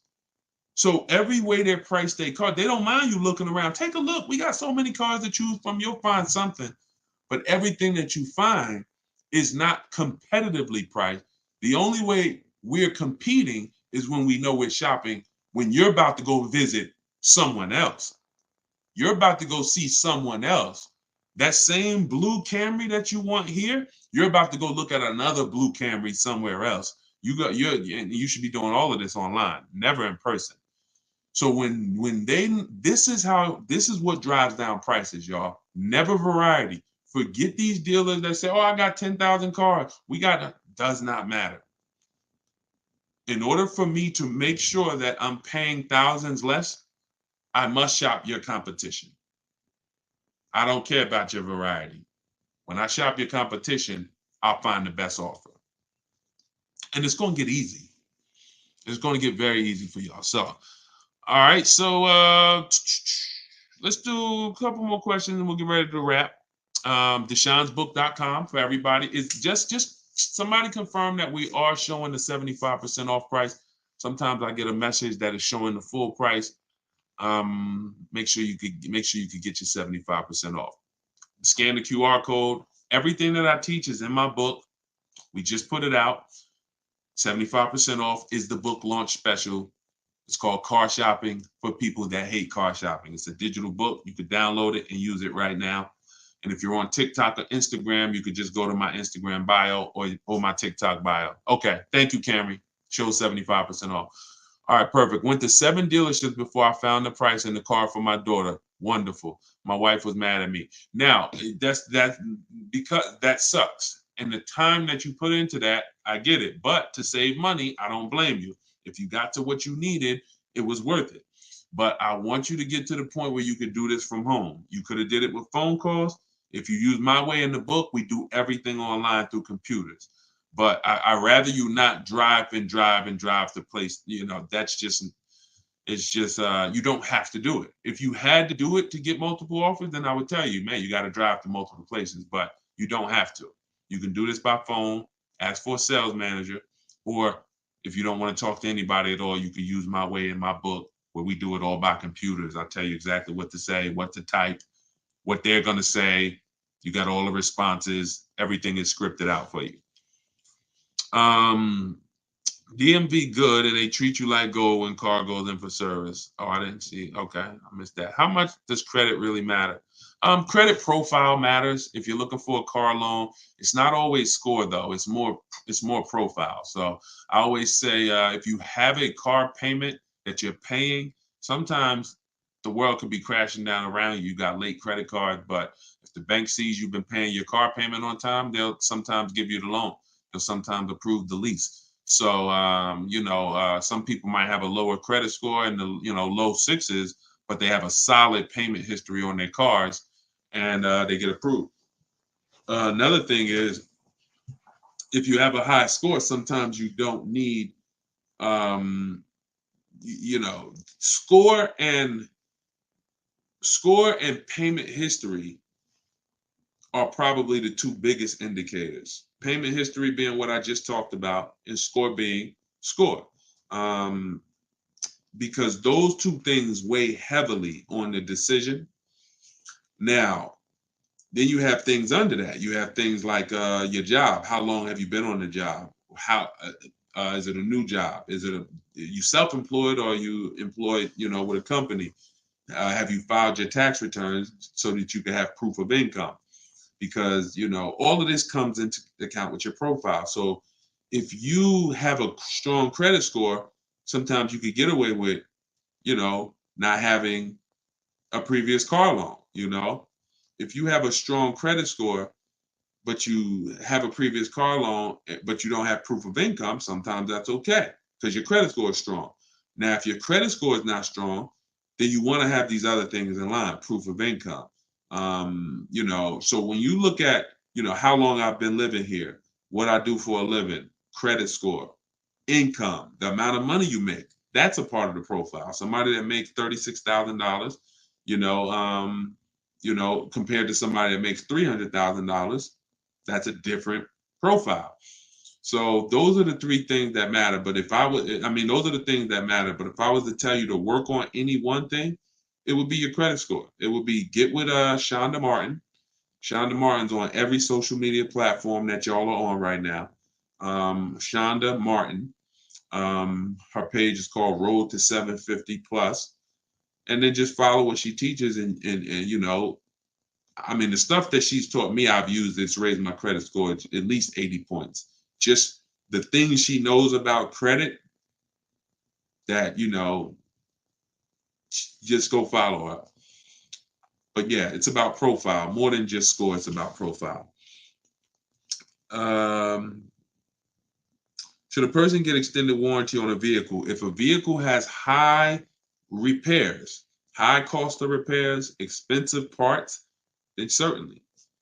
But you want to make sure you're getting a quality extended warranty. I will get it from the manufacturer. If you're buying from an aftermarket company, I talk about this in my book too. You better be looking at tons of reviews. These companies go out of business a lot. You don't want to have a contract with a company that's going out of business. You got to be careful. And I would try to avoid buying from an aftermarket company unless they have just hundreds and hundreds of reviews, lots of high ratings, and they've been around for a long time. But yeah, if a vehicle doesn't have a lot of high cost of ownership and repairs, then I wouldn't get the warranty. If it's something that is very easy or inexpensive to maintain, I wouldn't get a warranty for it. How to avoid as is lemons. You want to make sure you're checking the history of the car. 4 things we check when we're buying a pre-owned car: title. What's the type of title? Is it a rental? Is it a ex-loaner car? Is it a salvage title? Is it frame damage? Total lost vehicle? You know, that's the first thing. Then we go down to accident history. We go to service records. Service records are a huge indicator. Any used car you get, y'all, I'm never going to recommend you buy a used car without teaching you how to look at service records and make sure that the previous owner or owners took care of the car. Third thing is accident history. And then what we're going to do before we do all of this, we're going to check the car online, and we're going to type in. I do something called a reliability and a longevity check. That takes 3 minutes. We go right to Google. We type in the year, make, model, reliability, the year, make, model, longevity, and that's going to tell us if there's transmission issues at 80,000 miles. We'll see it on there. We'll see it in one of these websites. If there's if there's head gaskets issues, if there's electrical issues, we'll see it. So those 4 things that I just told you to do. Boundaries. See, you protect yourself by having boundaries. I want you to use those boundaries, and you're going to find does it prevent the possibility of you ever having a limit or getting a limit? No, it doesn't. Does it dramatically reduce it? Yes, it does. Yes, it does. And that's all we can do. There are no guarantees in life. What I want you to do is have a plan that allows you to protect yourself. And then, in the worst case scenario, something bad happens, this was just a bad event. But it wasn't an event because I didn't know what I was doing. It's not something that happened because I bought a bad car, or I bought a car over my budget, or I bought a car that didn't have a quality history. That's why I'm having problems with this thing. So that's what you're saying now.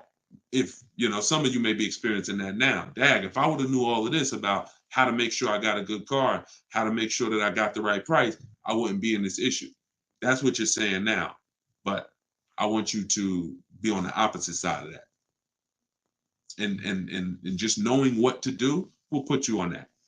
So just follow those steps. If you follow those steps, you're good. You don't have to worry about getting a limit. What fees not to pay for? Well, on a purchase, we only pay taxes, documentation fee, and taxes, documentation fee, and motor vehicle fees. On a purchase, that's all we're going to pay. Now, there is a destination charge for new cars that comes on the window sticker. That's to get the car from the factory where it's built to the dealership. So that's built into the price of the car. But those are the real fees. When we get into leasing, you got acquisition fee that's built in. We don't pay attention to fees when we lease because we're comparing percentages. What I teach you how to do, this is all in the book, by the way. Everybody who got their book, shout out to you. Deshone'sBook.com. Get your 75% offer.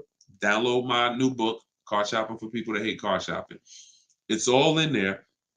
When you are hold on.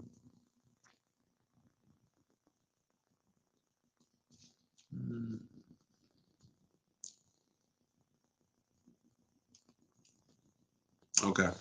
So sometimes I read the comments at the same time I'm talking and I forget what I was saying because we just going from subject to subject. So it was somebody asking about lease, what fees not to pay. That's what it is. Yeah, when we are shopping for a lease, we are comparing percentages. So how we compare lease offers, first month's payment divided into the MSRP. So we are shopping and we're looking at quotes just like this. $450 a month, $45,000 MSRP. $490 a month, $40,000 MSRP. $500 a month, $51,000 MSRP. That's how we get our lease quotes. No money down. We're literally just showing that's literally first month's payment only out of pocket, right? So when we divide those payments into the MSRP, we get a percentage. And that's where the 1% rule came from. The 1% rule has been around for decades. It's if you lease the car for 1% of the MSRP or less, it was a steal. There was no need to question the deal. Like, get out of there before they change their mind. You stole the car. Now, I found that we knew about the 1% rule, but there was no rule for bad lease deals because I watched people as I made videos and I watched people saying, yeah, Deshone, I'm leasing, but I saw people getting leases that were trash, overpaying for leases, which defeats the whole purpose of a lease. If you overpay for it, you might as well should have not have did it. Now I'm like, we got to come up with a barrier. We got to come up with a boundary to where if your lease is above this, you paid too much for it. That is a bad lease program. You should not be leasing a car paying that much over 3 years. And that's where the 1.5% rule came from. When you add up all the payments, you'll see you're paying X percentage of the car. And when you go higher than that, it's too much money for a car we're giving back. Some people are paying more for their lease than they would have paid naturally just buying the car and letting it depreciate, just because they don't understand that. So that's where the 1.5% rule came from. Does the 1% rule apply with these current interest rates? KM, let me show you something. You can't see it because you're not on TikTok, you're not on Instagram. If you were on Instagram, Facebook, or YouTube, you would see what I'm sharing right now. Somebody just asked, does the 1% rule apply? And they've been asking, y'all been asking me that really since I started talking about it. Y'all been asking me, does the 1.5% rule? We do this. This is Greg. Got his vehicle in February. The vehicle is $56,275. It is a Kia EV6 Wind with the tech package. His payment is $527 a month. So before this and before you saw, here's Kimberly.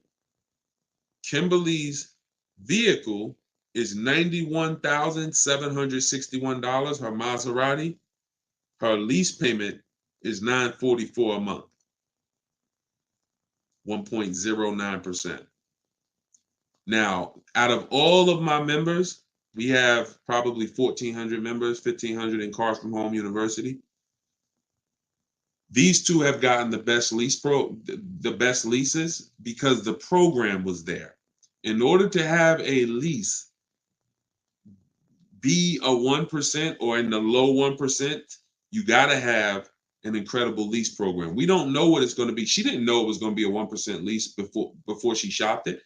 Greg didn't know it was going to be 1%. we go in saying if I could get 1.2%, 1.25, that's good value. You're gonna see that's what I teach in the book. I go in if I could get 1.25, that's good value. Up to 1.5 is still good value. But in order, we don't know what it's going to be until we shop. Some people are getting 1.2, some people are getting 1.1. But when you got a dealer that's giving you a huge discount, like Kimberly got, you got a good lease program on the 2023, which she got, and she got, it all things. In order to leave with your best lease deal, you need a huge discount from the dealer. You need them to discount the car the most they can. If they have any rebates, you need them to give them to you, and then you need them to make sure they're not marking up the money factor. And then you that's what comes into a lease. And there's no way for you to get this unless you're shopping competitively. She never saved 20 grand without shopping competitively. So yes, the deals are out here. They've been out here. We've been making deals all through the pandemic, y'all. The deals are out here now. But for those of you who don't want to shop the new way, you want to stay in that old way of shopping, that one-to-one way of shopping. Nah, ain't no deals out here. Ain't no deals out here. It's nothing out here. Everything's overpriced. 1% of MSRP. Yep, you got it. 1% of MSRP. And that's been around for years. The 1% rule has been around for years. All right, so there we have it, y'all. We went over a lot. I'll be back for another hour very soon. If you're on our email list or if you're subscribed to our channels, you will get notifications of when we go live so you can hop on. Everybody who's shopping for a car, I want to make sure that I'm with you to make sure you have the guidance, to make sure you know the strategies, know where the hidden money is, and you save all the money that you're supposed to save, every dime of it. So you can get my book for $24. That's 75% off for our launch. Just came out. It's called Car Shopping for People That Hate Car Shopping. 7 Steps to Saving Time, Money, and Avoiding Dealerships. You can click on see that picture of me on the top of TikTok. Click that. If you're on Instagram, click that picture of me on the top and click that website at the top of my profile. And you'll see a link there that says 75% off my new book. Get your copy, use it, so that way you don't have to remember or try to remember everything that we just went over. Because I know some of you are like, Deshone, man, we just went from a lot of subjects. We're answering all types of questions. If you don't want to remember that, you can have it right in your hand at 75% off. Or you can go to deshonesbook.com or just scan the QR code and get your 75% off. So always a pleasure. No, matter of fact, I'm gonna show you this. And Rain, let me show you this before you leave, before I jump off. You can't even see it, Rain. If you go to any of these other platforms and you watch the replay, you'll see it. She said, I can't tell if it's a man or, oh, no, it's a guy. He said, I've been trying to get a Telluride for years, but the markups are crazy. Let me show y'all this. Let me show y'all this right now. And this is what I tell y'all when I say that to those who are shopping the old way, to those with old strategy or no strategy, ain't no deals out here. But to those who are like, Deshone, I want to learn, I want to use this way to shop, oh, deals are out there. Deals are out here. I'm just going to snatch a couple people I could find that I know have gotten Tellurides, and I want to see. I want you to see what they're paying. Hold on. So this is a $54,000 MSRP.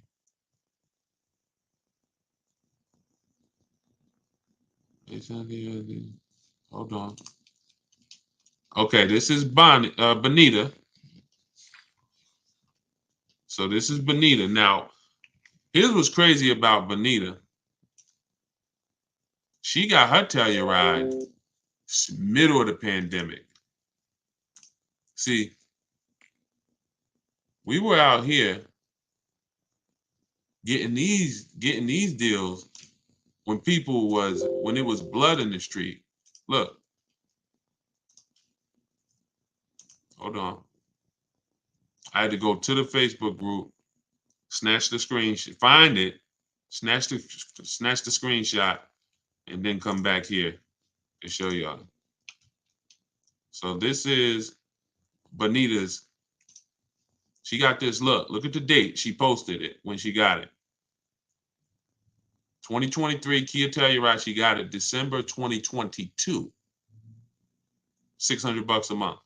And look, I put down 600, and her payments was 600 a month. At the same time, there were people paying $800, $900, $1,000 a month for a Telluride. She drove off with $600. Same thing with the Palisade. Somebody just got a Palisade.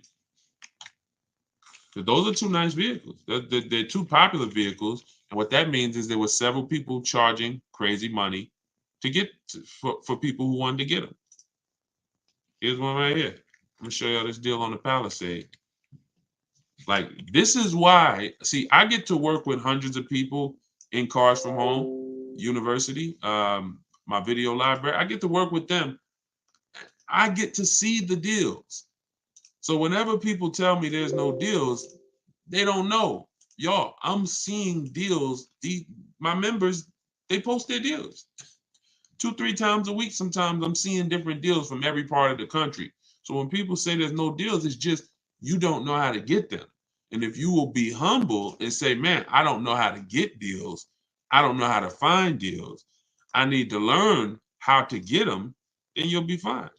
But don't say there's no deals out here, because now you're just closing yourself off. Here's another. This is Charles. Look at the date. March 1st. Got a Hyundai Palisade. Look, 35 dealers. I told y'all what I teach y'all. 25 to 5. 25 dealers get you 5 quotes. Charles went a little further. He connected with 35. That must mean the way I teach you to connect with them is easy.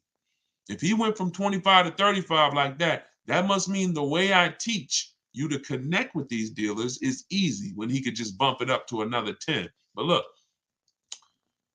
the offers he got ranged from, look, I reached out to 35 Hyundai dealers and got back 10 quotes.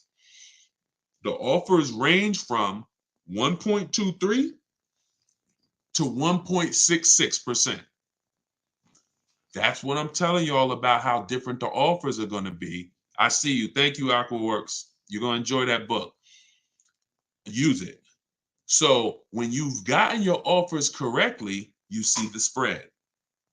You've never gotten your offers correctly if you say, oh, I got 5 offers, they're all the same. Every dealer is different. You know you've shopped correctly when you see this spread like Charles is laying out right here. 1.23% to 1.66% of MSRP. I'm a high mileage driver, so he was price conscious. After counter offering, which is what I teach. In fact, I have in the book a calculator that I invented that you put your offers in to it, and it spits out the counter offer that you're going to email to the dealer. So you cannot close a deal without a counter. We just do this without talking. See, nobody ever said you had to counter verbally, but we counter by email. Look, I never thought I'd be able to afford a car that's almost $50,000. Look at this. $597 a month. MSRP was $48,595 on his Hyundai Palisade. His quote was $597 a month. Y'all, do y'all realize Hyundai Palisades, people out here buying them right now, $48,000 vehicles. Y'all realize with taxes and fees, that's about $1,000 a month payment for 5 years, $900 payment a month for 6 years. He's paying $597. All in my book. This is what I want you to learn. I want you to learn how to shop this way. This is what I'm talking about in these live streams. This is what I'm talking about in my book. This is what I'm talking about in all my videos that I post. It's learning to shop this way, okay? Competitively, putting dealers against each other, making them bid for your business. You're going to save thousands and thousands of dollars way easier. So get your book. I just wanted to show y'all that because he had mentioned the Telluride. So I said, let me pull up a Telluride deal. Let me pull up a Palisade deal to show you whatever car you think, yo, it's no deals out there. They're telling you that. We getting them all. We getting them all. Doesn't matter. Luxury cars. I had Crystal just got her Porsche Macan. She said, Deshone, dealers were charging me the same price that I'm paying now to that I'm leaving with. I forget how she said it. She said, before I came in, they were charging me that to lease. I think they were charging her $1,300 a month on her Porsche. And she ended up coming in and getting it for like 9 something. All stuff you'll see. You know, I just don't want to keep pulling these, but as this is what we do. I would take y'all into one day when I come on live, I'll take you straight into our Facebook group where we share all of these deals and just show y'all just a bunch of deals. Like, they're everywhere. So if you're on TikTok, go to my TikTok bio, get your book while it's 75% off. If you're watching this, then the 75% off should still be active. Just go click my TikTok bio, click that website in my TikTok bio, click the website in my Instagram bio, and get your copy.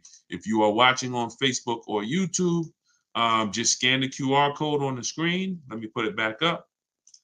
Or you could go to deshonsbook.com and get your 75% off. So with that said, I will see y'all in the next hour. Congrats to everybody that got a book. Thank you for being here. Thank you for learning with me. Thank you for engaging. We got a lot more coming. We're just getting started. So stay tuned. I will see y'all soon.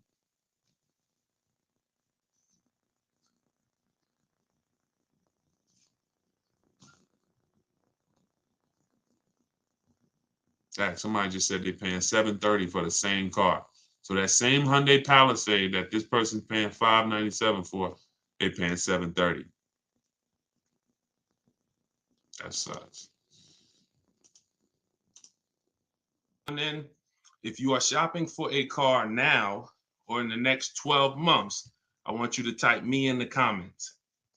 All right, so we know who we're talking to. And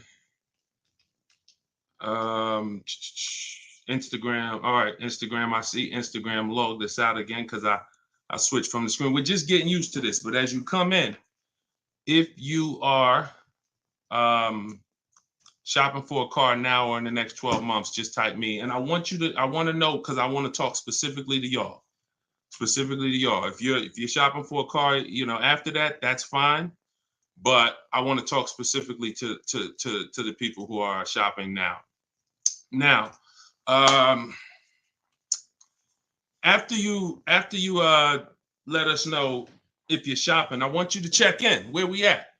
Where are we at today? Let me know where you are in the country. I like to do a roll call, check in. Where are we at in the country? Good to see you, Calvin. Good to see you, Catrella. Good to see you, Charlicia. Steeler Nation, St. Louis in the building. I see you. Okay. Hold on. Let me go here. TikTok. All right. Where y'all at? Let's okay. I see Dallas, Texas. I see Tampa. Hold on. I'm trying to see Chicago, Illinois, VA Beach, Utica. I see you. Check in. Where we at today? Where we at this afternoon, evening, morning? Come on in. All right, we got the whole country on here. And we got the whole country on here. All right, I want to welcome y'all to Car Q&A with me, Deshone the Auto Advisor. As you come in, if you could spend a minute or two with us, 5-10 minutes, an hour, you're gonna get a lot of value out of it. We're getting ready to do some rapid fire Q&A, and we're gonna be answering all types of questions about car shopping and what you need to know to make sure you're saving thousands on your next car and every car you get after that. So as you come in, if you're not subscribed, if you're not following, you will benefit from hitting that follow button. You will benefit from hitting the subscribe button because we're going to be doing this live show pretty regularly to make sure that you guys have access to all the information. So before we get into Q&A, I want to give people time to come in. I also want to finish up the housekeeping. My new digital book, Car Shopping for People That Hate Car Shopping, is now officially released. We are doing a 75% off sale. It's normally $97. It's a digital book. It has links to videos. It has links to my scripts. There's no guesswork in this, y'all. I want to give y'all a process that y'all can use for the rest of your life without having to worry about, I want y'all to be able to guarantee a success. So if you're on Instagram, you can go to the Instagram bio.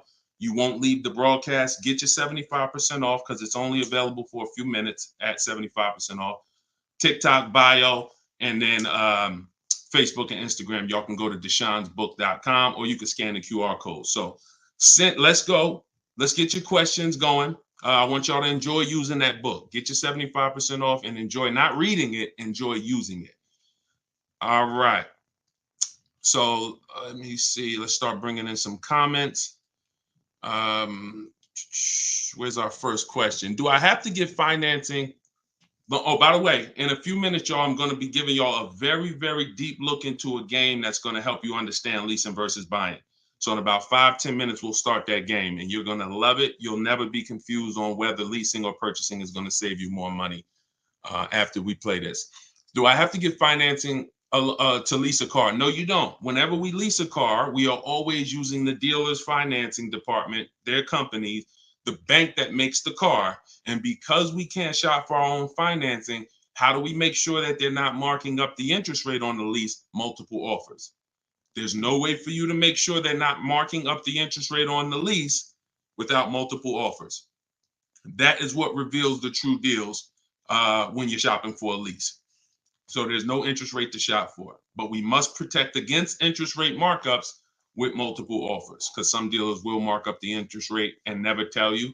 They'll just give you the quote, and they're depending on you not shopping their competition to find out that they marked up the interest rate on the lease. All right. So when you get your offers, it's always with multiple offers. Shout out to the sharers. Shout out to everybody who's sharing the broadcast. If this is your first time on a live with me here, just type 1. Type the number 1 if this is your first time on a live. I'm near the end of a 3-year lease. Is it best to buy the vehicle or lease another? It's very rarely best to buy. Very rarely. Shout out to the first time viewers. Good to see y'all. Very rarely, if ever, good to buy your lease. I'm going to tell y'all why. Because when you buy your lease, you're buying a used car. When you buy your lease, you are buying a used car. That's all that's happening. So, being that you are buying a used car, you need to know if would I normally buy a used car versus leasing. And the only way it makes sense to buy your lease out is if you're keeping the car another 8 years. I'm going to tell you why. You've already had the car for 3 years. You've already had the car for 3 years. Most people, when you buy your lease out, you're getting another 5 or 6 year loan for the balance. So you're committing to 8 or 9 years of payments on the same car. This spills into bad lease deals. The reason we don't take 48 months leases on a lease, because we're paying too long on a vehicle that we're giving back. We never want to be tied up long term in a vehicle we're giving back.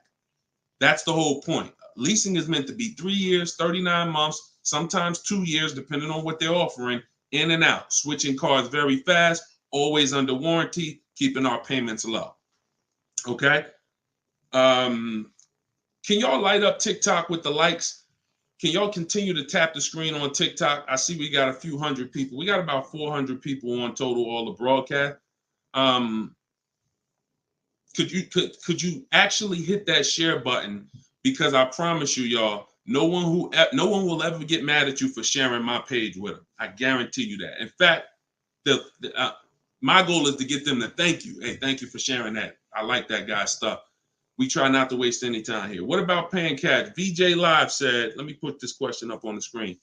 If you're on, make sure you're subscribed on YouTube so y'all can see the whole thing, the presentation, when we share these numbers. We can't do that on Instagram and TikTok. So VJ Live said, what about paying cash? I have about 15,000 and I don't want payments, but they keep trying to push me to 20, 25 grand range so I can have payments. Here's the thing. If you can find a quality car for 15 grand, great. If it's going to force you to buy something that's not, who's heard you always pay cash for a car? If as you come in, thank you, guy ahead. Shout out to the sharers. I see y'all. Who's heard always pay cash for a car? Type me in the comments. If you've heard always pay cash for a car, type me in the comments. I see y'all lighting up. Keep tapping the screen on TikTok. We appreciate it. Y'all lighting up the likes. Y'all can see where we at on the likes in the top left. Who's heard always pay cash? Right? 5150 times heard it. VJ Live said, heard it all my life. Now listen, bunch of Dave Ramsey advice. Now here's the real. Here's what I'm just telling y'all. We got a bunch of people on here, hundreds of you all say, yes, I've heard you pay cash for cars. Now there's two schools of thought here. One is no debt. Now if your philosophy is no debt, I'm not here to convince you to change your philosophy. Here's what I'm here to talk to you about. If your philosophy is I want to do what makes the most financial sense, then we'll have that conversation. Because people who could pay cash for cars and don't, they typically are making money on their money. When I was in the dealership, people would come in, they would ask, what are the interest rates this month? If the interest rates were 0%, something special like 0%, 1%, 2%, 3%, if they knew that they were getting 10, 15, 20% returns on their money, they're not going to put it in a car. They're going to use the bank's money at 1, 2, 3%, and they're going to use their money to keep making 10, 12, 15, 20%. That's the philosophy. So they view that as, I'll pay 3%. They view it more as a business transaction than as a leveraging money to make more money. See, some people will tell y'all people who don't pay cash for cars, they're into debt. But I'm here to tell you that when I sat with very, very savvy people in my career with Mercedes and General Motors, I had tons of people who could easily have wrote a check for the car. I want you to know that if your goals are to eventually get into making more money with your money, investing your money, getting 10%, 12%, 8%, trying to beat inflation, then you're going to have a problem putting your cash into cars. Because not only, if let's say we park right now, this is just as answering VJ Live's question, because I got it up on the screen here on YouTube and Facebook. He's asking about paying cars. And many of you, as you sit on the show, you'll see, Dad, that's a similar question. Many of you will see someone's going to ask the same question you have.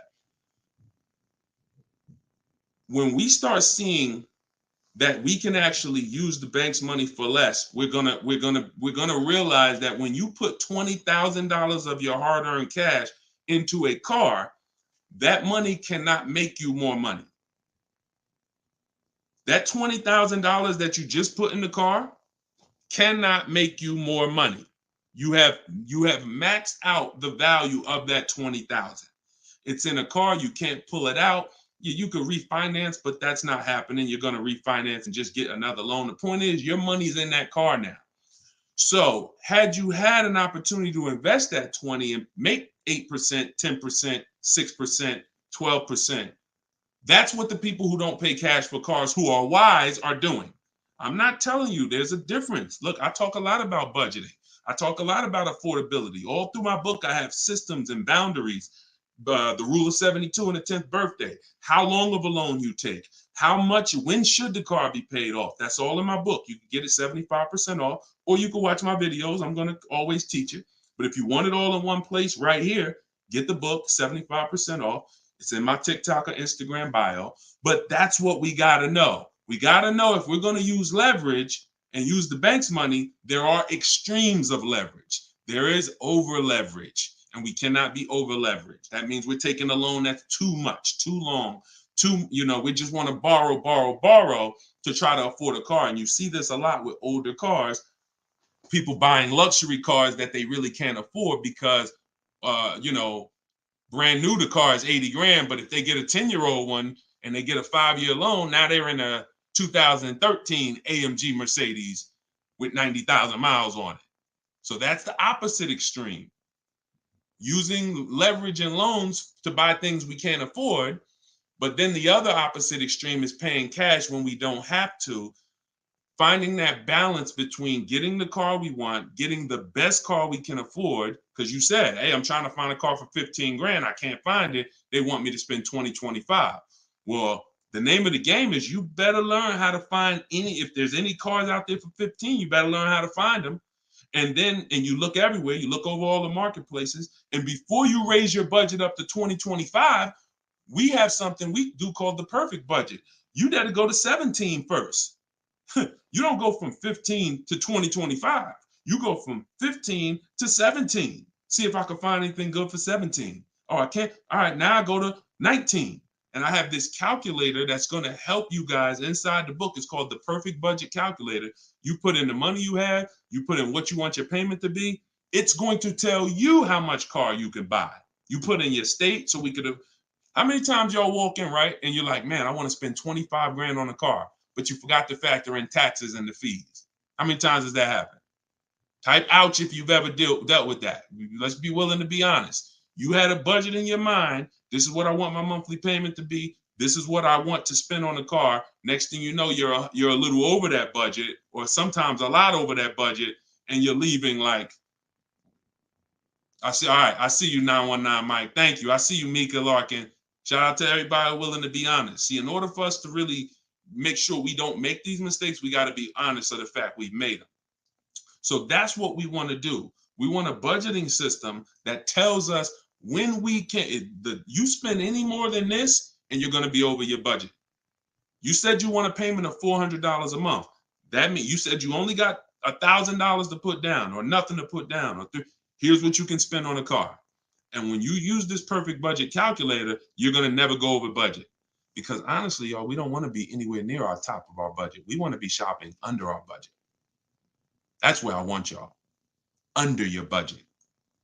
That's why I said if your budget was 15 and then your max might be 2025 with a loan, all right, we got to go from 15 to 17 to 17.5 to 18. We don't just jump to 2025. But we need a methodical system to do that, to help us do that. How do I get out of an upside down lease?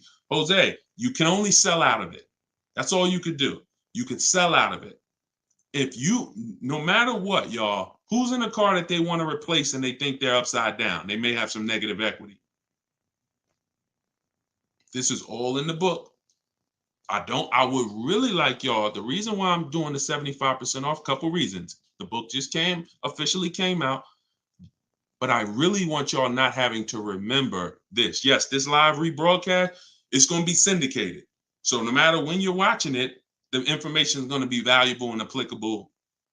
But I really want y'all to have the book so that you can actually reference the information over and over again. Thank you, B-Bad. Thank you for this info. Thank you, SJF Racing. So, all right. Yes, 25 goes to 30 real fast. Let me show y'all something, and then we'll continue. This is where we are right now on Goodreads.com. We're rated 4.94. We've already received 27 reviews, 31 ratings, and the book hasn't been out yet. So if you go to Goodreads.com, if you're on YouTube, if you're on Facebook, you can see what I'm posting. But I'm sharing the fact we're already rated 4.94, 31 ratings, and the book hasn't come out yet. So now that it's officially out, I really want y'all to have it. And so make sure you take advantage. Get your 75% off. It's normally $97, but while you're watching here, it's 75% off. Everything I teach is in there in one place, so you don't have to remember it. All right. If you let's talk to the people who are in an upside down lease or upside down loan. First of all, we don't want to be there. I'm gonna tell y'all why. If you're in an upside down lease, that means you didn't pick your mileage correctly. That means something happened, because with a lease, you have to have predictable miles. You have to know how much you're going to drive roundabout. You got to be able to guesstimate. That's why if you're running a Turo business, when you're trying to rent the car out for, 40,000 miles a year, or you don't know how much it's going to be on that car. Could be 20, could be 40. A lease is not good because you can't predict the mileage. But in normal life, we can predict our mileage very closely. Now, when things happen, let's say you were working at home, and now all of a sudden you are, you're not working from home anymore. Now you got to drive into the office to 20 miles away. Well, that's a lifestyle change. That can lead to you racking up mileage penalties. But here's what we don't want to do. You don't want to buy that car, y'all. I'm gonna tell you why. Every time you lease, you have a price that you can buy the car for. Most times it ain't worth that. Yes, in the last couple of years, we saw a couple cases where, the buyout prices were good. Before the pandemic, the buyout prices usually were nowhere near what you could get a comparable used car for. So if your car was 3 years old with 36,000 miles on it, the prices they were putting was to make you not buy the car, was to make you send it back to them so that they can handle it and resell it.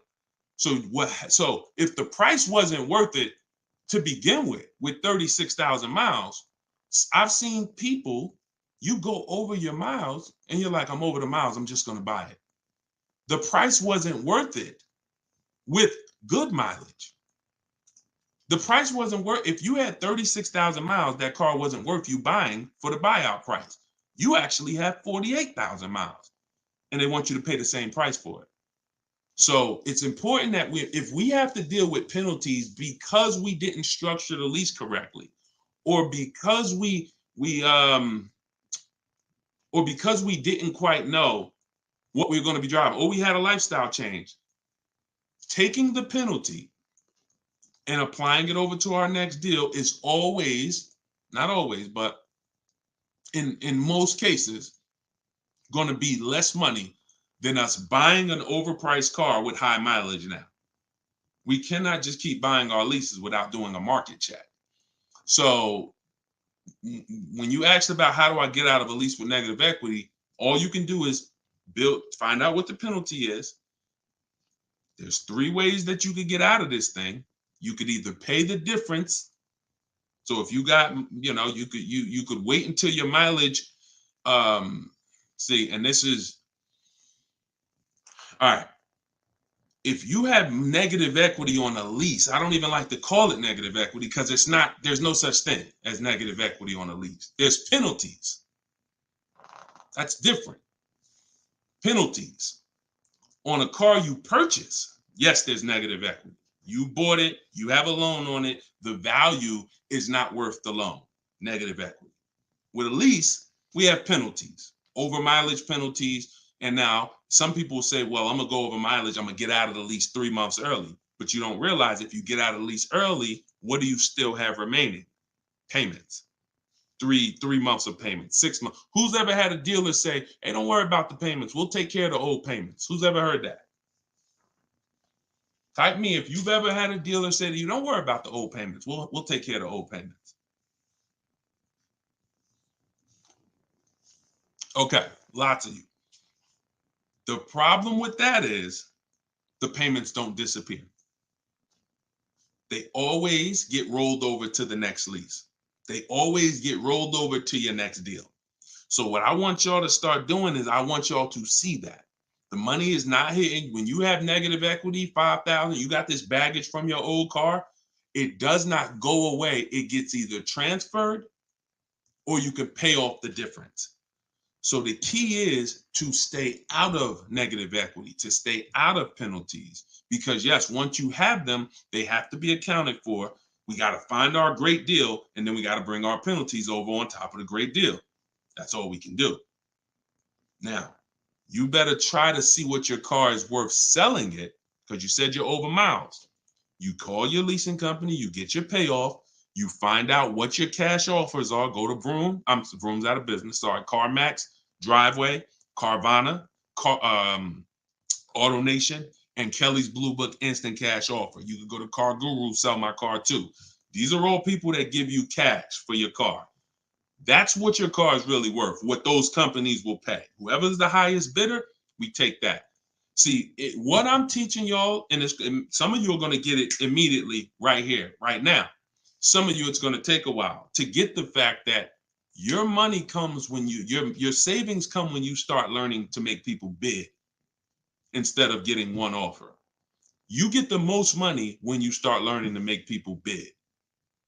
And so what you have to do is get multiple offers, find out what your car is worth, When you go on those websites, when they ask you, is it a lease, say no, because their websites are set up to where if you put it's a lease, it's going to automatically trigger that they can't buy it. But they can buy it. We've been doing this, y'all. I got hundreds and hundreds of members in Cars from Home University. We shop all around the country. You must put no when you're getting offers for a lease, because their computer is set up to automatically think that it's a third-party restriction and they can't buy it. But when you call your bank, you're going to ask them, do I have a third-party restriction? If they say no, then that means you can sell to anybody.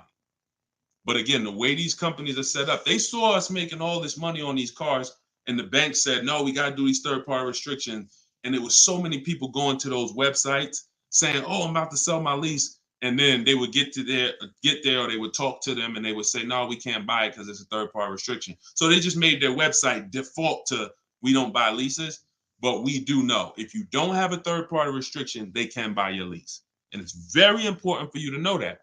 And if you do have a third-party restriction, it doesn't limit the fact you can sell and make money.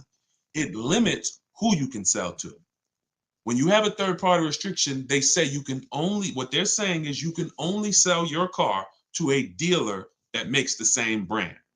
You cannot sell to a third party, Carvana, Driveway. You can't sell to them directly. You can only sell to a dealer. So what does that mean? I see y'all lighting up the likes on TikTok. Can y'all keep tapping the screen? Let's keep those likes going up. I see it. I appreciate it. And thank you to everybody sharing.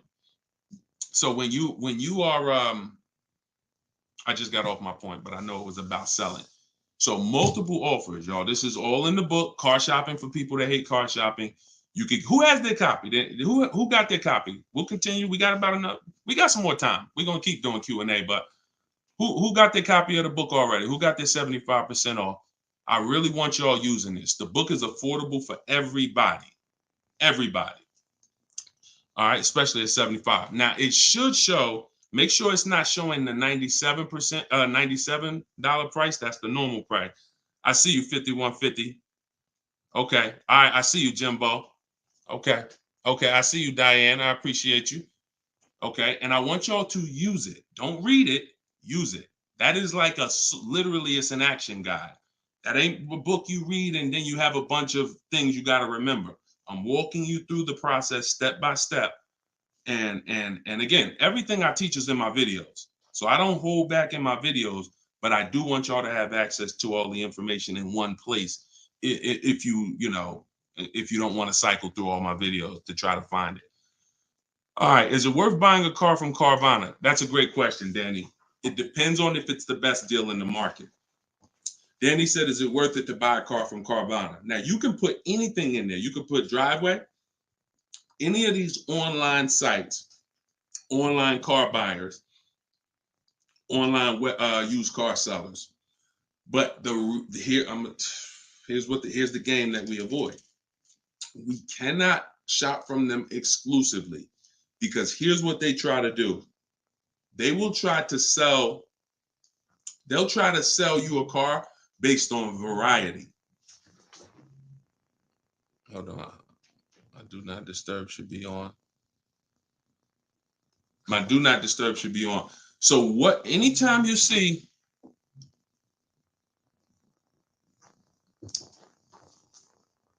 hold on one second. I keep getting a call and I don't know why it always does this. I don't want to lose the people on Instagram. Hold on, Instagram. We got you. All right. We should be back on Instagram now. Okay. So most times, especially when we're selling our cars to these people, you got to realize we sell our cars to Carvana, to Driveway, to all these companies because they pay more than dealers on average. If they're paying more than dealers on average, they're usually not the lowest price. When they're selling the cars, they're usually one of the highest. You can't pay people more than dealers and then turn around and sell for less than dealers. That could be part of the reason why Vroom went out of business. But Whenever we shop for a pre-owned car, Carvana is always on the list. Whenever we shop for a pre-owned car, CarMax is always on the list. Driveway is always on the list. Why? Because we shop everywhere there's a used car. You may have been trained to shop local with used cars or to shop I only go to Car Gurus. Then you're missing the stuff that's on cars.com. You're missing the stuff that's on carfax.com. You're missing the stuff that's on Driveway. You're missing the stuff that's on CarMax. So we got it just the same way. If we were buying a baby stroller, we're gonna go to Walmart, right? .com. We're gonna go to Amazon, right? We're going everywhere, right? That's the same way we got to be when we're shopping for used cars. Carvana is just one marketplace, and unfortunately, there are people who shop from them exclusively because they're like, "Oh, I just love Carvana. I don't have to go into the dealer," and they don't realize that one, you can buy, what I teach you won't be in a dealer more than 30 minutes, and also, if I'm not checking their prices, I'm gonna overpay, and I'll literally have I didn't have to go to a dealer, but I got a car in my driveway that I could have got for $5,000 less if I just shopped around the right way. I did just mention Auto Trader. Auto Trader's on our list, Alex. Auto Trader is one of our marketplaces. It's one of the marketplaces we shop on. It's just like a Walmart. It's just like a Amazon.com. Auto Trader is a big one. We definitely don't skip any used car marketplace. Now we don't use Auto Tempest because Auto Tempest pulls and aggregates some data from other people's websites. They're not their own marketplace, so they can't get all the data. So that's why I don't use them. We just go direct to the marketplaces themselves because no company has the rights to market everyone's product. And so as long as no company has the right to market everyone's products, the only way we're going to see all the product is by being on all the marketplaces. But I show you how to do this quick. This shouldn't take you more. Look, y'all, this is going to sound crazy, but it shouldn't take you more than 60 minutes, 90 minutes to get your best deal on a car. No, 90 tops. Tops. Not only do I want y'all saving thousands, I want y'all to save time. Deciding what you want, shopping, test driving, that takes time. That's fun. Getting the deal, that should not take you more than 60 to 90 minutes when you learn how to get bids. Okay. And the more you stick around, the more you use what I teach, you're going to make deals and save more money in like less time. I don't want to spend more than 60, 90 minutes getting my car deal, and I don't. All right. Ivan said, planning to get a new car ASAP. What are the steps to prepare that you would suggest? Well, first thing is to know whether you're buying or leasing. Let's go into this game. All right, let's go into this game. Thanks for reminding me. Now this is a game that I've done this on in some master classes. This is also in Cars from Home University, my video library. So what I want to show y'all is this game I like to call Who's Winning. Okay? This is why. Now listen, we get ready to make some people mad at some people. I don't want y'all to get mad, but once y'all see this, y'all are gonna be mad at some people who taught y'all bad information about leasing, and it's cost y'all money. This is always step one. Now I'm getting calls from Facebook. How could this is so weird. I don't get how the heck I have my phone on do not disturb and I'm still getting calls. That is so weird to me. Got to figure that out. So bear with us, Instagram. Instagram is always the one that has to bear with us, but all right. So this is what we're doing here. And look, go to YouTube or go to Facebook and watch the rebroadcast. Rob Rue said, where do I purchase the book? Everybody who wants to purchase the book and get the 75% off, if you're on Instagram or TikTok, go to my bio, click the picture of me, go to my bio, you'll see a link, and then you'll see 75% off. Grab it. You won't even leave the broadcast, so you don't have to worry. You'll be right here. You'll still be able to hear me. And then if you're on YouTube, or you can go to deshonsbook.com. If you're on Facebook, go to Deshon's Book, or you can scan the QR code. So what we're about to do, I want y'all to I'm going to ask y'all a question. We're going to go down the road and we're going to compare two different people here. People who buy a car and people who lease. This is step one. Before you think about how much you're getting how much you're going to pay, your budget, any of the things, do I have down payment? Before we think about any of that, I want y'all to know what the most important question is. That's leasing versus buying. So on this screen, I'm comparing a person who leases and got a brand new $40,000 Jeep Grand Cherokee 2024. Now, y'all want y'all to look at this if you're on Facebook and Instagram. I mean, if you're on Facebook or YouTube. This person with a good lease deal is paying $500 a month. $500 a month for a brand new $40,000 car. Now, the person who purchases, some of y'all know every $5,000 on a loan is about $100 per month. So if you're looking at a $40,000 car, you're looking at about $800 per month on a 5-year loan. Now, I got this person in here on a 6-year loan at $675 a month. That's how much this car costs. 6-year loan, 3.99%.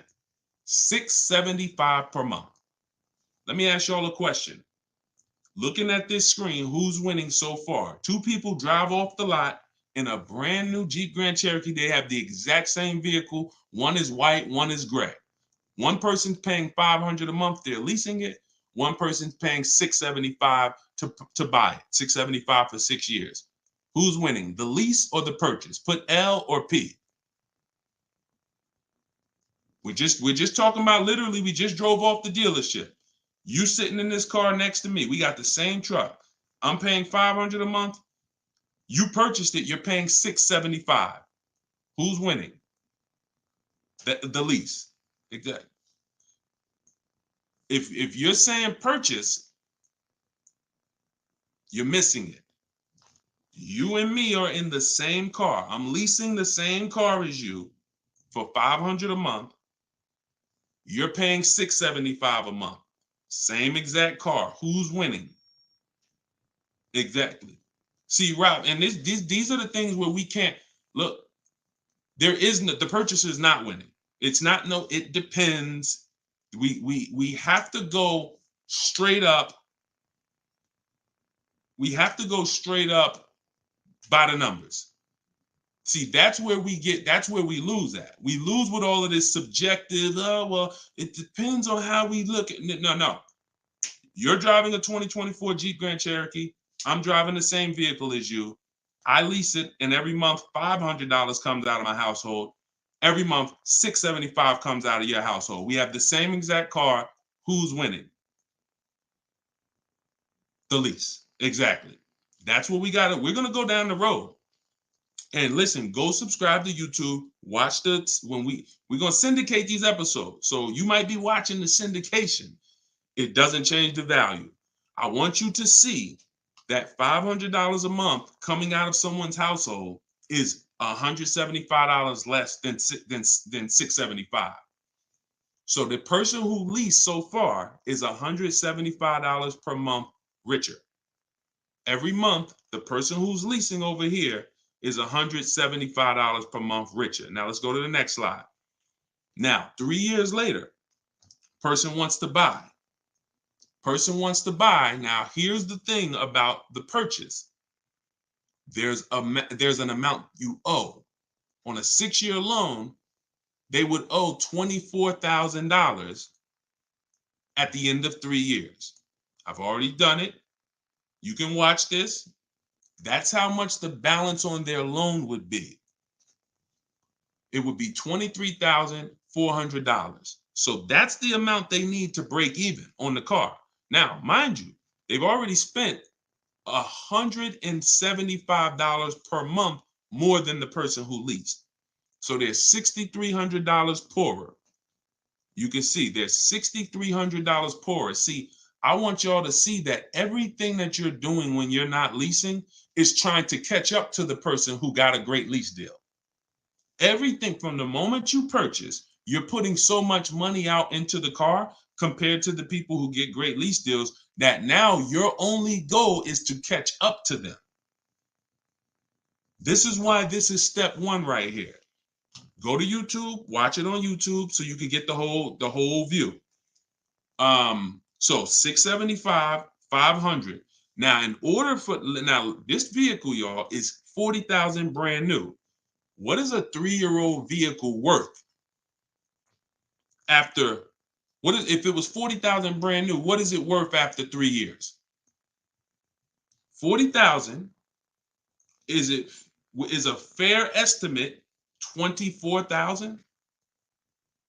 I tried to look at what I believe a fair estimate is for a 3-year-old vehicle resale value. If we purchase a vehicle for 40,000 in 3 years, when we go to trade it, 36,000 miles, is it fair that vehicle, a fair estimate is about $24,000? You're not getting 28. Let's be honest here. We're not buying a vehicle for 40, coming back and get 28 3 years later. So here's the problem. When we get 20, you're not getting 28. And don't let the last 2-3 years of having high resale values confuse y'all. Don't do that. You will destroy yourself. You don't want to. There is no class, Solomon. There is no class. This is the class. Just tune in and lock in. Like, this is serious financial education that is going to be simple if you just focus on it.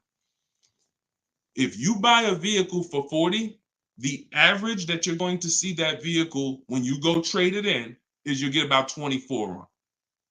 That is going to be a good cash resale value. And that's what happens to most people.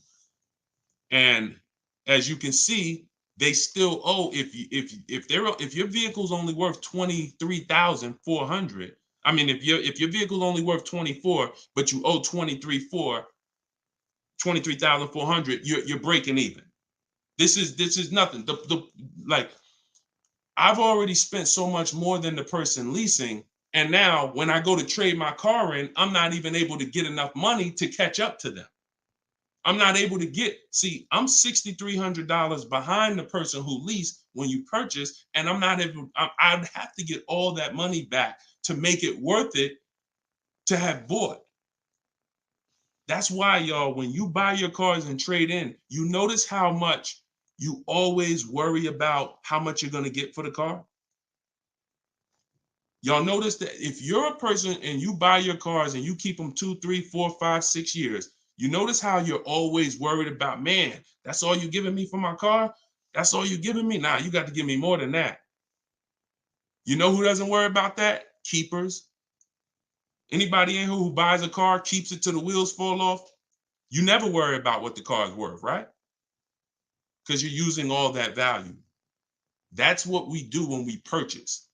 But here with a lease, you're always behind. If you purchase a brand new car compared to a person who leases, you're always behind. You can't catch up with them. You're paying too much money. So this is an intro. We didn't even talk about the fact, what if the person has an accident? And I really like wish that y'all could see this on YouTube. And can y'all see the screen on Instagram? I don't know. Are y'all able to see the slides on Instagram? I don't know what view y'all have on Instagram, but we're not talking about if the person has an accident. If the person has an accident in the car that they own, you lose two grand of your value. So the buyer is always behind. Now we can go down the road. When we go down the road, you'll see that eventually the person starts catching up, but it's only after 8 years. You can't catch up to somebody who's paying $175 a month less than you to drive the same car as you. That money just keeps adding up. And we were taught that we're supposed to purchase, but only if you're long-term. That is when you purchase. 8 years, nothing more. All right, so I got to see how I'll probably try to do this and go deeper when I can get some. It's hard to do it because they can't, everybody can't see it. So just watch the replay of it, and you'll be able to see it. But this is the difference, y'all. Queen Mama said, I'm a keeper and I need to break. I need a break from car payment. See, but let me ask you, can I ask y'all a real question? Why are car payments the only payments we need a break from? Let me ask y'all a very real question, because car payments we need a break from, but we're okay with cell phone payments. We're okay with insurance payments. We're okay with car insurance payments. We're okay with, this is like a cost of living. And I don't have a problem when it comes to financially, I want to pay cash for a car, and I'm just going to keep my debt down, and I'm going to make sure that, the interest rates are high right now, so I'm not going to look to borrow. I'm just going to pay cash. That's fine. Paying cash as a savvy move is like the bank's money is too expensive. I'm not invested. I'm not investing my money in anything. I'm just going to pay cash. But why are car payments the only ones that it's the only payment we look and say, well, I want to avoid that. We don't do it with houses. We don't do it with anything else in life.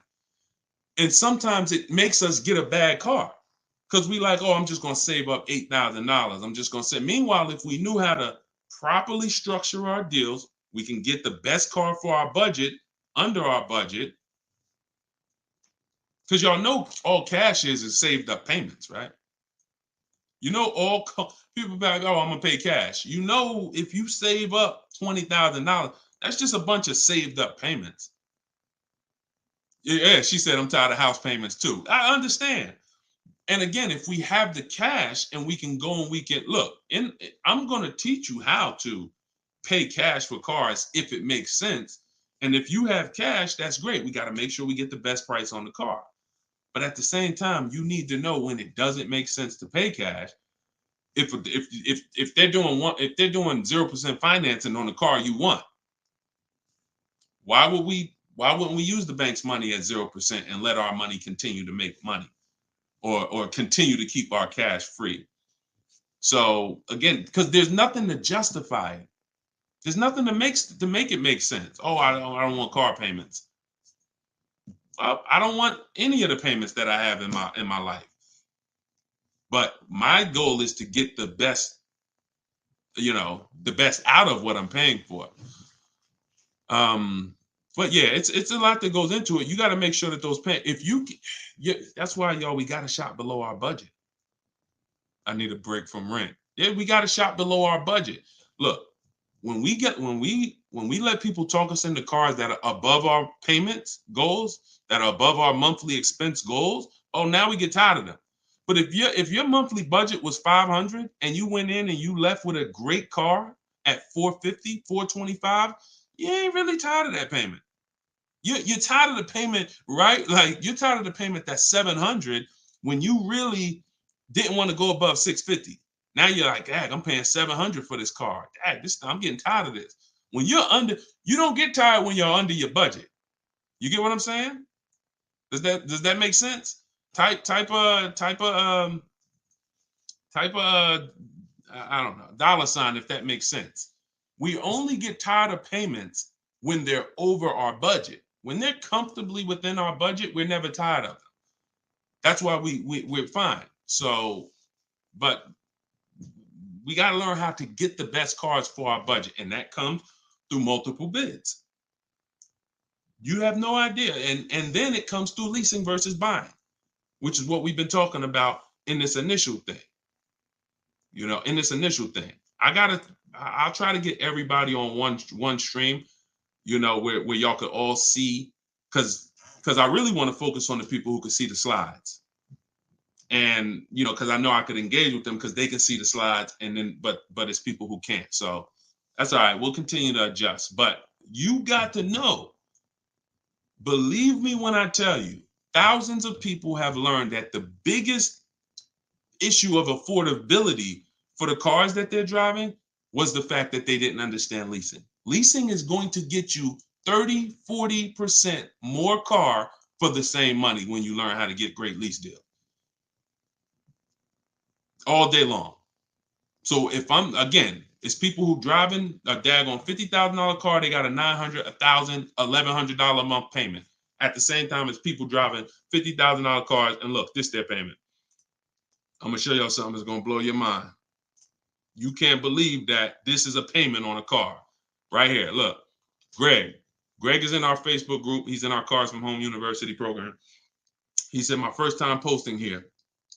His MSRP on his car that he got, it's a Kia EV6 Win with the tech package. $56,275 car, y'all. $56,000. That vehicle, if he went in there and said, I want to purchase that, man, I'm not leasing nothing. How much is it? That vehicle is $1,100 a month on its best day.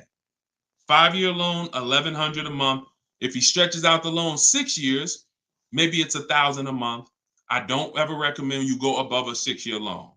When we get into structuring our deals, y'all gonna hear me talk about the rule of 72, 10th birthday.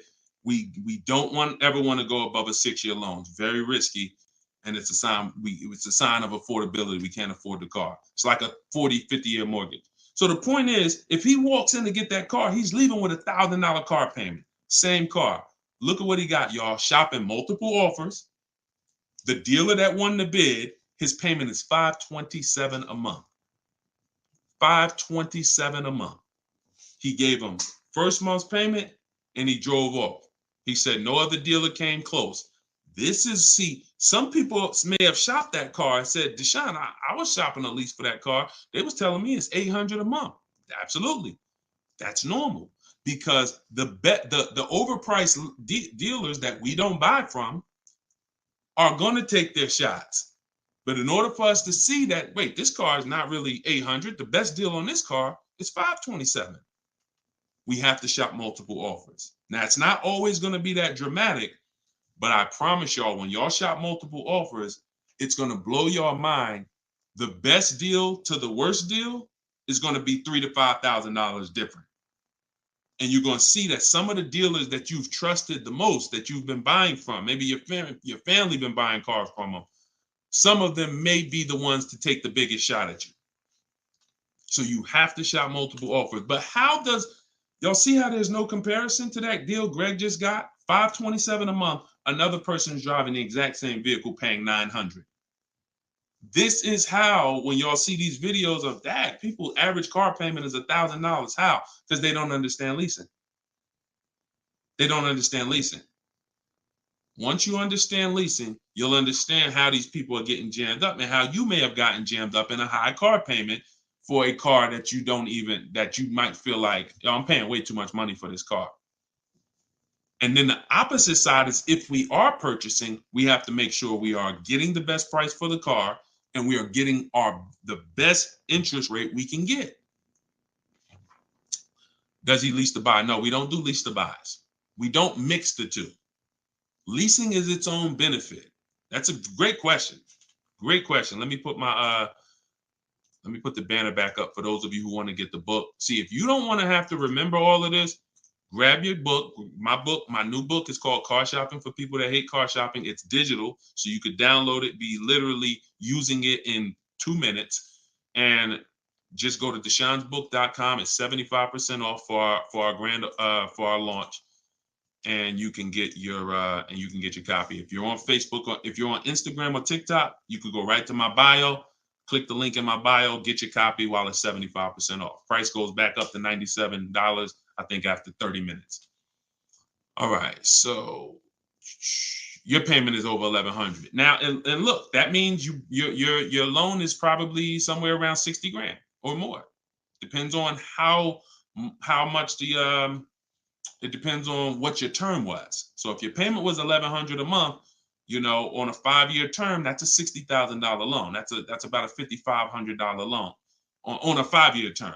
So you want to look at other ways to acquire that car. Is there a way that I could have been in this car for less money? Now, watch this, Gigaware, because he's being honest. My payment's is $1,100.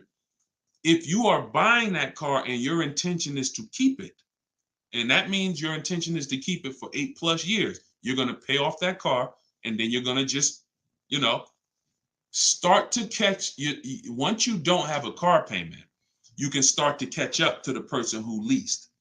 because the person who leases is always going to have a payment. That's the downside about leasing. There is no opportunity for you to pay off the car, and you don't want to. Again, it's not like when you're not keeping cars long enough, you're getting great lease deals. It's not, the goal is not to pay off the car. The goal is to drive the most car I can for the least amount of money. That's the goal with a lease. The goal with a purchase is to now pay off the car and start to now keep the car long enough for the depreciation to cool off. Depreciation is the value that it loses every year. Thank you, Becky. Good to see you as well. Long time. Great to see you. So depreciation is the value the car loses every year. When you buy a brand new car, you lose 20% the first year. Then you lose 15%. Then you lose 15%. Then you lose 12%. Then you lose 10%. And as you keep the car longer, it gets to a point where you're only losing 5% or so a year. But you must keep that car long enough to get to that point. And what many of you have been taught to do, you may have been taught to, man, I buy my cars and then I'm replacing them in 3 years. I'm replacing them in 5 years. Now you know I'm replacing my cars when they're losing the most value. That's not when you want to replace a car. You now bought the car, it's losing value like crazy for the first 6, 7 years. Now, perfect. It's going to cool off now. It's paid off now. Now I can start to recoup some of all that money that I put into that car. But most people don't do that. You may have been taught, I just go and get another car and I start the process all over again. So not only are you never getting to benefit, not only are you always having a payment anyway, you're not getting the benefit from all the money that you're putting into these cars. You're never allowing the depreciation to cool off to where you got no car payment and you just got a car out there and you can stack some of this money up. It just happens all the time. It's an issue of not understanding leasing. Leasing is for short-term people less than 8 years. Purchasing is for long-term people more than 8 years. And don't worry, we'll continue to go deep on this. All in the book. So anyway, anybody who wants to really know this and have it all in one place so they can use it, if you're shopping for a car now or in the next 12 months, you need this stuff right now. You know, I got tons of videos all over all my Facebook pages. But if you want all the information in one spot, get your book at 75% off. Just make sure that it's not showing the $97 price. Whenever you click to the website, make sure it's showing the 75% off price. So you can purchase off the bank loan. I don't know what you mean by that, Skinner. Is it smart to lease and then buy it out? No, see, and again, that's a very common question. Yo, what's the benefit of that? I mean, somewhere along the lines, we heard about leasing to buy. We don't want to, you're only leasing because you don't want to buy the car. You're buying the car because you want to keep it and take care of it for the long run. I see you, Dr. Coop. Congratulations. She said, I got the book. Enjoy it. Use it. Don't read it. Use it. And, you know, I really can't wait to hear your success story. There's no reason. Look, when I'm going into a lease, and you got to have this in your tool belt. Some of you, your children are not going to keep a car 8 years. You're going to need to set them up to get a great lease. Yeah, you might be a person who like Deshone. I just buy my car, man, I keep it 10 years. If that's you, type K for keeper. Most times, if you buy your car, you keep them 10 years, type K in the comments for keeper. Thanks, Ambi. Said keep killing it. Appreciate you. If you are, the book is called Car Shopping for People That Hate Car Shopping. It's in my TikTok bio and it's in my Instagram bio. But I think you only got, it's 30 minutes. You could get it for 75% off. While everybody is on, you could get it 75% off. Okay, so keepers, you are not, you're not worried. That's when you buy. When I'm going into lease, I'm not thinking about keeping. We don't want to mix the two. Leasing is, I'm going to get a great lease deal where I drive a brand new car for pennies compared to purchasing. Or you know, for a small percentage compared to purchasing. That is a lease. My goal is not to buy the car. It's not to buy the car. You and see, when we keep, we win. When we lease, we win as long as we're getting good deals. But it's people who are mixing the two, and that might be you, and that's where we lose. We buy and then we trade. We buy and then we sell it in 2 years, 3 years, 4 years. We tired of it. Oh, I'm gonna go switch out of this. That's mixing. The other one is you lease and then you purchase the lease. So you lease your vehicle and then you go buy it at the end. That is mixing. You don't want to mix because the benefits of leasing are laid out. The benefits of purchasing are laid out. Very clear, separate benefits. When you mix the two strategies, you lose the benefits. And again, most people who would tell you they bought their lease, they're buying it with a 5 or 6 year loan when they've already been paying 3 years to lease it. The lease is 3 years, the loan is 5 years, that's 8 years. And I'm gonna tell y'all how this happened. How I figured out this was so bad, I'm gonna be honest with y'all. I was in the dealership one day. Somebody comes in, they're like, "Hey, I want to replace my car." So I go out and I look at the car. I ask them what they owe. No, I don't think I asked them what they owe. They come to the dealership. They say, "Yeah, I got a car out there. I want to trade it in for a new car." And I'm like, "Okay, that's pretty normal. Let's take a look." Here's what happens. I say, "What year is it?" And they'll say, "Well, it's a 2018." I'm just using like a real example. Like they say, "Oh, it's a 2018." Now I'll ask them, "How long have you had it?" And they'll say, "Well, I bought it brand new. So I've had it 5 years, 6 years." Now, follow me, y'all. Everybody on here, I want your opinion on this. Person comes up and says they've had a car for 6 years. They bought it brand new. They've been paying on that car for 6 years. Don't you think that car should be paid off by now or almost paid off? Yes or yes. Type Y if you understand. Person bought it 6 years ago. You go out and I'm like, "Okay, mister, how long have you had it?" They're like, "I've had it for 6 years." So I'm like, "Okay, perfect." Everybody's saying yes. So this is what I'm thinking. This is how I found out buying your lease was a bad idea for most people, if not all. So I go and I say, "Okay, great. I see you're here trading." Now, in my mind, I'm already trained to talk to him about leasing because, thank you, Brent. I know you're here trading this car in 6 years. I want to show you what leasing looks like, and you're going to love that a lot better. You're not going to need this down payment. I'm going to be able to give you a check back for this equity in this car you got here. It's going to be all good. And I've helped some people do that. They come in and I show them the lease, and I'm like, you keep just trading your cars, but if you lease, here's what, boom, that you could do. And then I'll give you this, you get a big check back for your balance of your old car, all of that. So this is when it works, it's beautiful. But when it doesn't work, this is what it looks like. I'm like, I run and I'm like, "Okay, your car is worth about $15,000. Instagram just logged me out. Instagram just logged me out of nowhere. I don't know what happened. Let's see if I could go back. All right.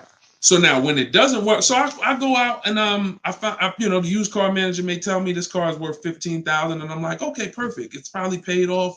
Great. He's gonna get like a check back for like almost all that, and then he's gonna have a low payment. He's gonna love it." So I find out when I call the bank, I say, "How much you owe?" He says, "Well, I don't really know." I call the bank. I'm like, "Okay, I'm calling for Mr. Jones' payoff on his such and such car," and the bank says, "Okay, yes, the payoff is uh $15,000. I'm like, "Wait, 15,000? How could he still owe 15,000? This doesn't make sense." I look at him and I said, "The bank is saying you still owe 15,000 on the car." And he's like, "Yeah, okay, yeah, I didn't know how much I had owed." I said, "Wait a minute. Didn't you tell me that you had this car since it was new?" "Yeah, and you told me you had it for 6 years?" "Yeah. How do you still owe?" And he said, "Oh, I leased it first, though. What I did was I leased it for 3 years, and then I had bought it at the end." And I'm like, "There we go.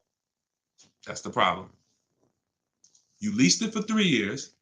Most people, when they're buying their lease, they're going to put a 6-year loan on it, which means 6 years later, from the day you bought it, from the day you originally leased it, 6 years later, you've been making payments and you still have 2 more years of payments left. That's actually, I'm wrong. That's 9, 3 years of payments left. Happens all the time. So I literally, y'all, smart people on here, you'd never take a 9-year loan, right? Type never. You never take a 9-year loan. If you're enjoying, please subscribe to the YouTube channel. If you're not subscribed already, we still got probably 400 or 500 people on here throughout all the platforms. If you, whatever platform you're on, make sure you're following us, because this is the stuff we do. You would never, right? You would never take a 9-year loan. But the same we're adamant we'd never take a 9-year loan. We got to see every single time. Thank you so much. I appreciate the gifts on TikTok and all the platforms. We got to take every time we hear about buying our lease out, unless we're going to pay cash for it, which is another discussion. But most people are not. They're going to take a 5 or 6 year loan out. So as soon as you hear lease to buy, as soon as you think lease to buy, I want you to think 8 or 9 years of payments on the same car. That's why it's a bad idea. That's why it's a horrible idea. Okay? Now, if you are comparing, we had somebody in our group yesterday who was asking about buying his lease out because he's going to give the car to his parents and because they're going to keep it long term. And the value of the car compared to the value of a similar used car is a great deal. That's different. Buy it. Because all you're doing when you're buying your lease is you're buying a used car. It's your car. I used to help people buy their lease. Hey, they come out of the office. We switch the plates because we got to re-register the car. And I'm like, okay, so how was it? Now, they just signed up for a 5-year loan, 6-year loan on a car that they've already been in for 3 years. They're not really excited about it. You know, I've had the car for 3 years. At least when you go buy a used car, you're excited about it. You're excited. Oh, nice. It's new to me. But when you buy your lease out, you're not really excited. Thank you, man. Y'all going crazy with these gifts and everything. I appreciate it.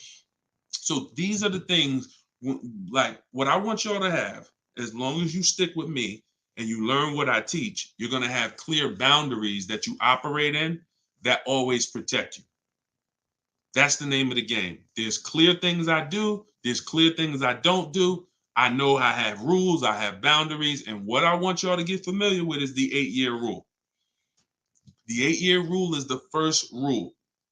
It says if you're not keeping your car 8 years, you should not be buying it. You can't outlive the depreciation. You cannot outlive the depreciation compared to someone who purchases. Now,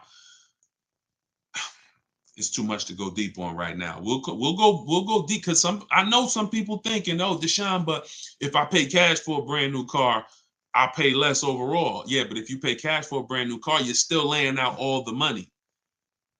You're still laying out all the money and you're still trying to get that back. You're still, oh, I paid 30 grand, 40 grand, 50 grand. Do you understand that a person who leases that same car, what would you rather be? Big dog who thinks you're big dog because you're going to write a $50,000 check, or a person who comes in and says, I'm going to get that car for $500 a month. Do I want 50 grand coming out of my bank account going into a car, or do I want $500 every month? It's much more, it's a much more pleasant feeling to give a bank $500 every month to drive their $40,000 car than it is to say, okay, you want this $40,000 car, then you come give us a check for the whole amount and the taxes and everything. Now I'm taking the check out, boom. And again, there are situations where that's right, but I want you may have been somebody who's like, yeah, but I don't think it's right for me. And that's okay. That's okay. I'm not one of these people that's going to make y'all feel like you are wrong by using leverage and learning how to creatively acquire cars where it's a little bit of money coming out of your bank account every month versus what people have told y'all and how you should be buying cars. Thoughts about leasing luxury vehicles. It doesn't change, Dr. Doctober. That's a great question. He said, what are your thoughts about leasing luxury cars? Same principle, 8-year rule. I don't care whether you're leasing a G-Wagon, whether it's a Bentley you're looking at, whether you're looking at a Toyota Corolla, the 8-year rule is what applies. Because the 8-year rule takes into account the depreciation. If you look and say, that's a car I'm keeping for 8 years or more, you buy it. If that's a car you're not keeping 8 years, you're going to see you'll pay thousands less and drive a better car leasing it, even if you try to buy it used. So I'll need more than one broadcast to really go deep on this. I'm just getting familiar with how to use all of these tools, where I can show you all stuff. But we'll continue to go deep on this. This is not a subject. If you've gotten bad years and years of bad advice, it's not always. Some of you get a breakthrough immediately, and some of you it takes more time because again, it's been beaten to your head, and people with loud voices who shout tell you this is what you do, or you never do this, or you always do it like this. You know, like who's heard somebody say never buy a used car? I mean, never buy a new car, always buy used. Who's heard that? Type of U for used. If you were taught you always get a used car, you should never get a new car. Who's taught that? And we got a couple more minutes. We'll stay on. We'll do some more questions. As long as y'all continue to share the broadcast and continue to stay tuned in, I see we still got hundreds of people on. Then we'll continue. All right, now let me tell you how. See. You either have to teach something that works for everybody, or what you teach will mess people up. If somebody says to y'all, every single one of you should be buying used cars, because that's what they'll say. Never buy a new car. Everybody on here should be buying a used car. So that means you think everybody in the country should be buying used cars, right? Yeah, absolutely. Nobody should buy a new car. Nobody in this whole country should buy a new car. Like, no, always buy a used car. Okay, perfect. So let's just say if you had your wish, everybody in the country would be buying used cars, right? Because that'd be better for them, right? Yes, if I had my wish, everybody would be buying used cars. Then here's my question. How do they become used cars then? How do they become used cars if everyone is buying used cars? I want y'all to think about this. If you had your wish, you could snap your finger, Mr. Financial Advisor, whatever you teach. How could everyone buy used cars? It's impossible. The cars come in new. They don't just, so if everybody was buying used cars, what's happening to the new cars? They're just sitting there. And then, so that's not a practical solution. How do we acquire? Who should be buying brand new cars? People who are going to lease them, and people who are buying new cars, who want to purchase, keep long term, and you could afford new. That's only if some people say, Deshone, I want to buy. I'm not leasing. I want to buy. I keep my car. But should I buy new or pre-owned? That depends on budget. That depends on, unless you want one specific from a year, somebody be like, oh, I want this special year. But if it's a case of, you know what, I can afford both. Should I buy new? Should I buy pre-owned? That's a matter of budget and preference. If I could afford a new one and I can keep it long enough to outlive the depreciation, then I'll buy new. But if I can't afford to get a quality vehicle for my budget, then I'll buy pre-owned.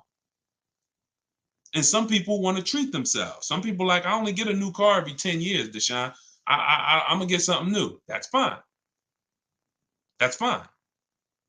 As long as it's long term, because time heals all wounds. We killing the likes on TikTok too. I appreciate everybody tapping the screen. Y'all still running the likes up. Appreciate it. Shout out to the subscribers. If you haven't subscribed to us on YouTube yet, please, we invite you to subscribe. This is what we'll do. You'll get notifications of when we live, so you can make sure you tapped in. I see you, Barbara. She said, I just bought the book. I appreciate everybody who got the book at 75% off. This is the launch. I'm excited. As y'all saw earlier in the broadcast, we're already rated 4.94 on goodreads.com. We got 31 reviews. That book, Car Shopping for People That Hate Car Shopping, has been really changing people's lives and the way they shop. It's a tool. It's not something you read. It's something you use. So get your copy at deshonesbook.com, 75% off, or you can scan the QR code, or if you're on Instagram or TikTok, just go to my bio. And as long as you're seeing this, you still should be able to get it at the 75% off price. And it's immediate download. So, and you'll see as you read it, there's a reason I had to make it a digital book. I couldn't print it because it links to videos, it links to docs, I got scripts that it links to. There's no way I would have been able to do it printing the book. And then also, sometimes I need to update stuff. Like Vroom went out of business 2 months ago. If I would have printed the book, now Vroom is, I need to be able to update real time when something happens, and I couldn't do that with a print book. I didn't want thousands of print books out there and then something changes and now I got to tell people, oh no, you got to get volume 2 now. You know what I'm saying? Thanks, Angelina.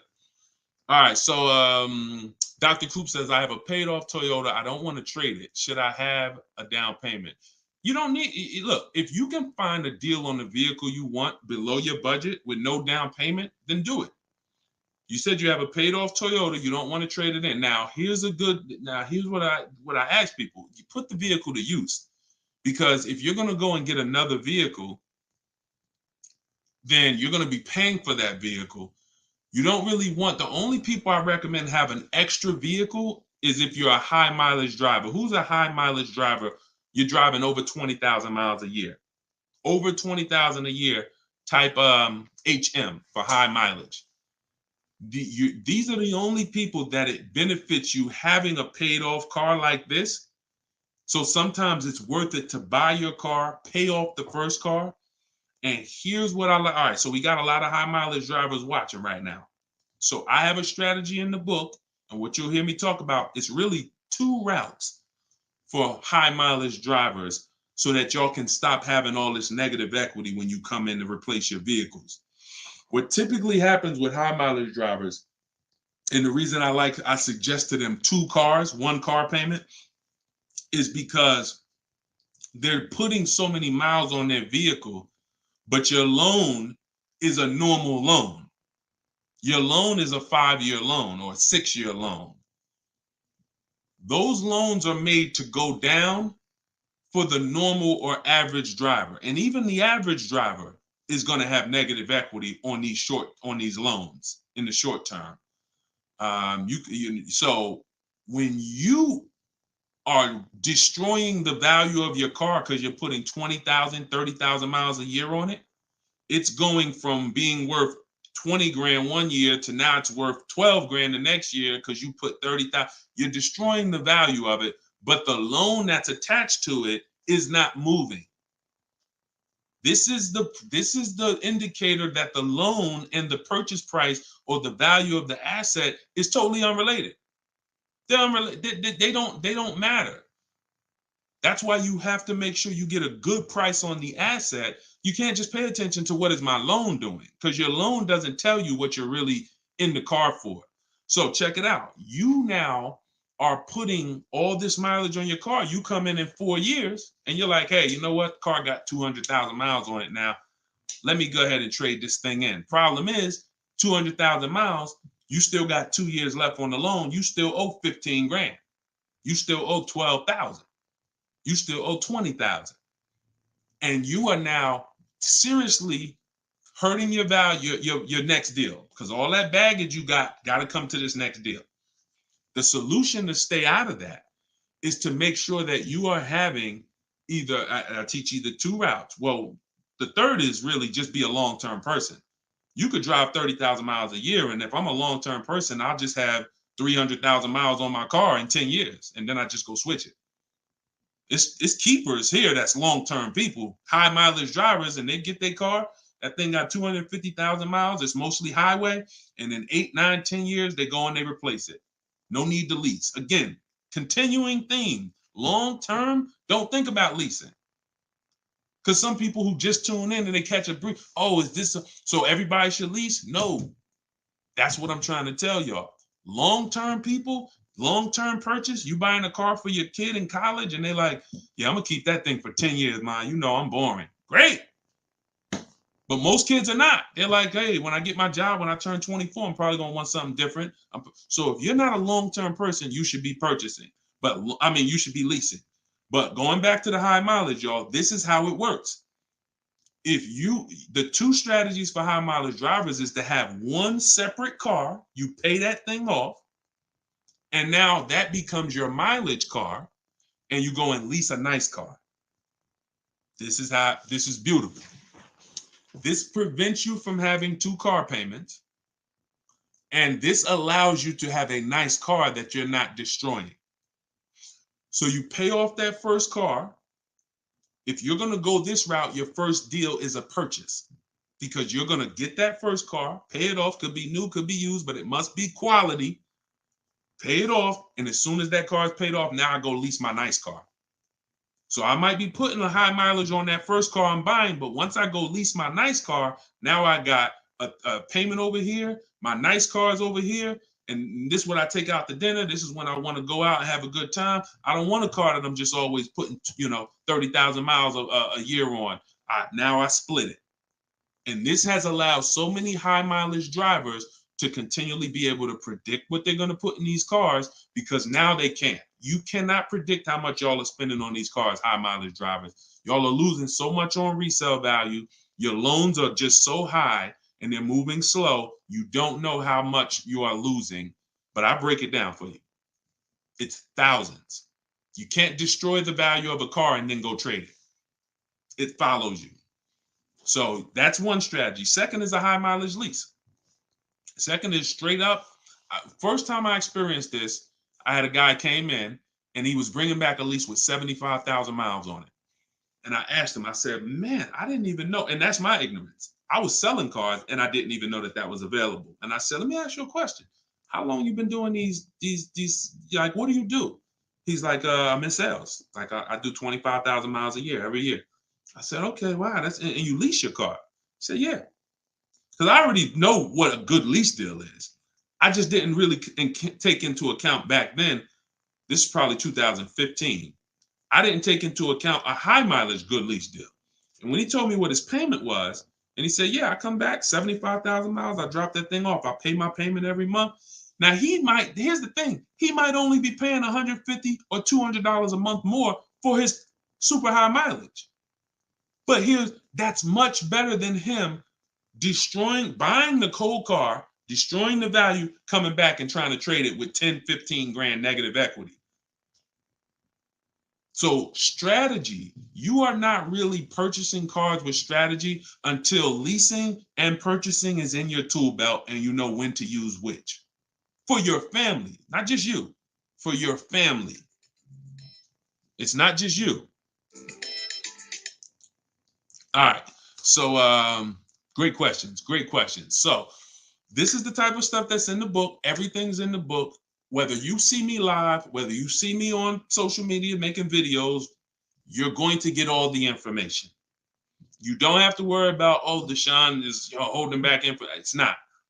Now, access to me, yes, I have access. I have a Cars from Home University where I coach people personally and we work together. That's access. But as far as the information's out there. It's how you want the information. We'll get it to you anyway. If you want it all in one spot, get the book, get Car Shopping for people that hate car shopping. Download it now. It's 75% off. Scan the QR code or go to deshonesbook.com or go to my Instagram or TikTok bio and get your 75% off copy. But other than that, you don't have to worry about not having the information. See, what y'all have had to deal with is how do we make great car deals? How do we not pay penalties when we don't have the information? But now the information's here. It's here for you. It's just you got to decide, how do I want the information? Do I want to look through all Deshone's videos? I got a video on every topic. More videos to come. They're not in order, and they're for different people. Some of you are going to purchase used cars. Some of you are going to lease. Some of you are going to buy a new car. Some of you are going to pay cash. Some of you have good credit. Some of you don't. So throughout all those videos, you got to sort through that. In the book, you're only following one path. When I do videos, when I do a book, it's like one path. Let's stay focused so that we can keep you on track. That's why it's step by step. Yeah, that's how the book is designed.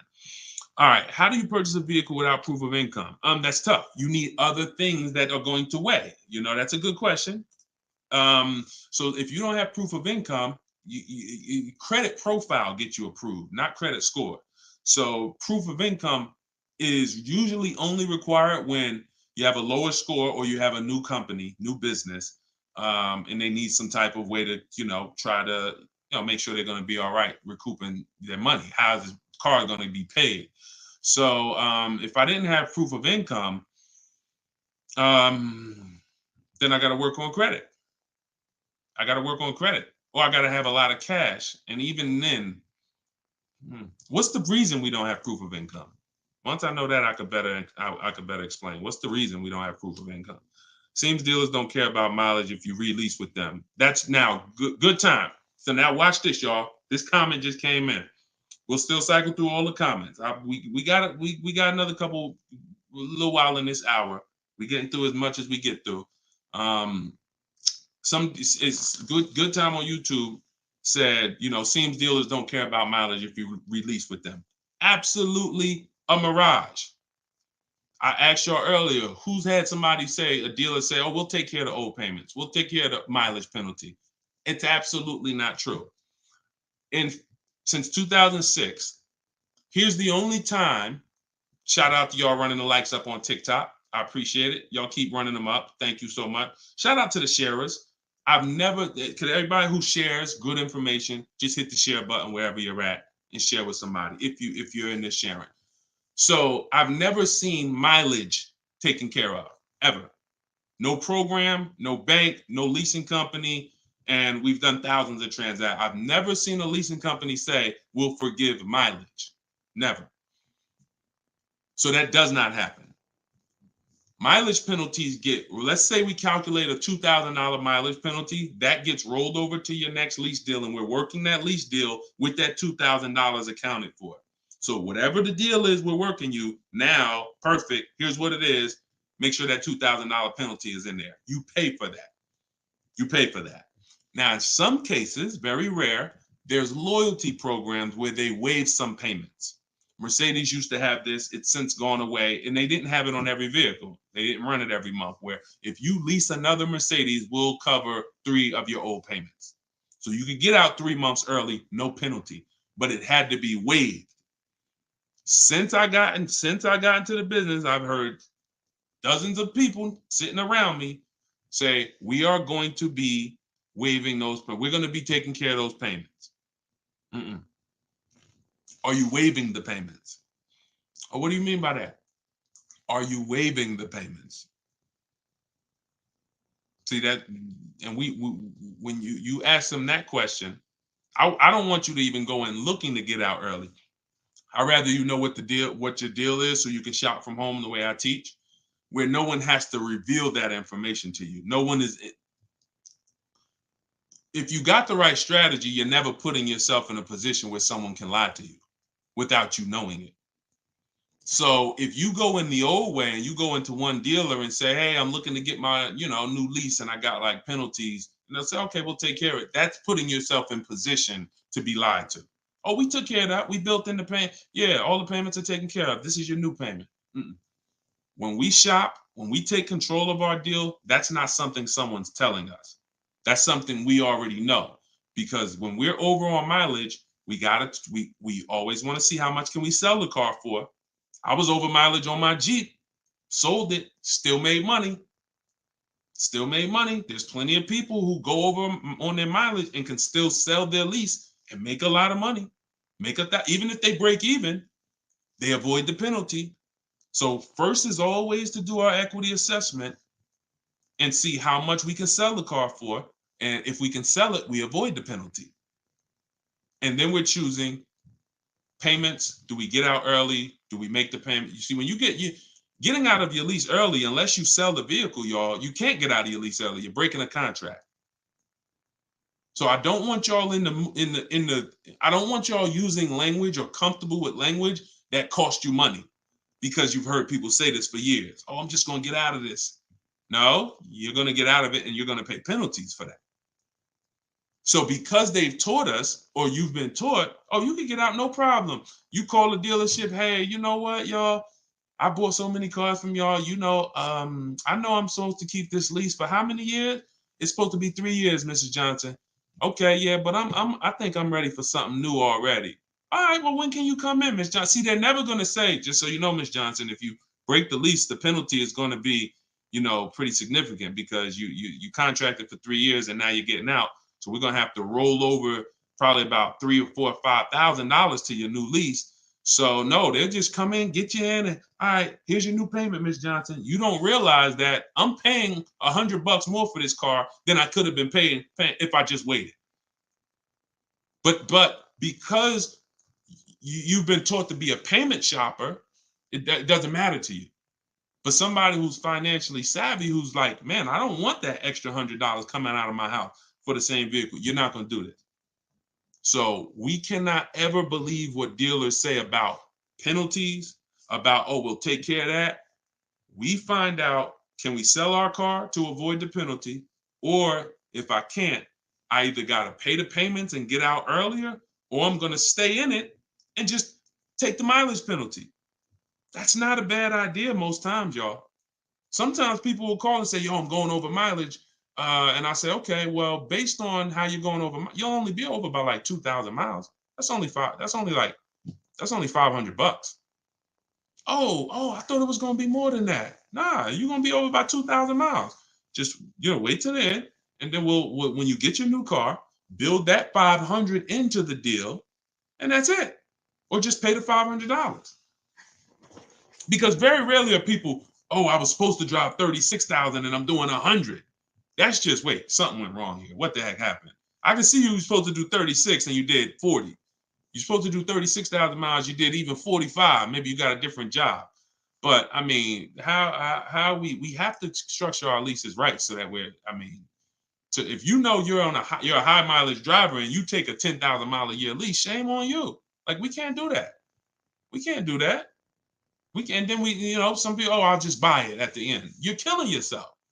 You're killing yourself. The residual value, you're going to put a ridiculous amount of money on those, or a ridiculous amount of mileage on that car, and you're going to buy it in 3 years with 90,000 miles on it for the same buyout price that was estimated from your 10,000 mile a year lease. They estimated this buyout price is for a person who brings the car back with 30,000 miles on it. Here's the price. And then you bring it back with 90 and you pay the same price. Oh, I'm just going to buy it because I went over on the miles. No, killing yourself. You're realizing the loss. So again, this is why we want to be in your life. This is why I'm doing my best to be in your life so that you can avoid these things. Anybody who really wants to have somebody, like, we're set up. We've been doing this for 3 years as far as a company, providing education. So, I mean, whether it's hundreds, thousands, dozens, we're set up to make sure that everybody who wants to protect themselves and get the best deals are able to do it. Paula, got my book. Phenomenal. Use it. Everybody that got the book, thank you. I appreciate you, brother. I thank you so much, Lord. I appreciate you. We're going to be doing these lives regularly. I think, this is the best format. I like to come and interact and really answer questions and really show y'all, why I want you to start treating cars, buying cars and leasing cars, getting cars like buying small houses. Most people treat getting cars like going to Walmart and getting a TV, big screen. You come back home and you're like, man, it's like you get an itch, but you get an itch for a $30,000 decision or a $10,000 decision. When you start planning out your car purchases the way I'm going to show you, and you go in with a system and a strategy, the way that's taught in my book is 7 steps. First step is deciding whether you lease or buy. 7th step is delivery. So by the time you get to step 7 in my book, by the time you get to step 7 of what I teach, you should be picking up your car or it should be being delivered to you. So it's not about learning and reading and then, okay, Deshone, I just read everything. I just learned everything. I just watched all the videos. Now I'm ready to go get my car. No, we're going to you learn by doing.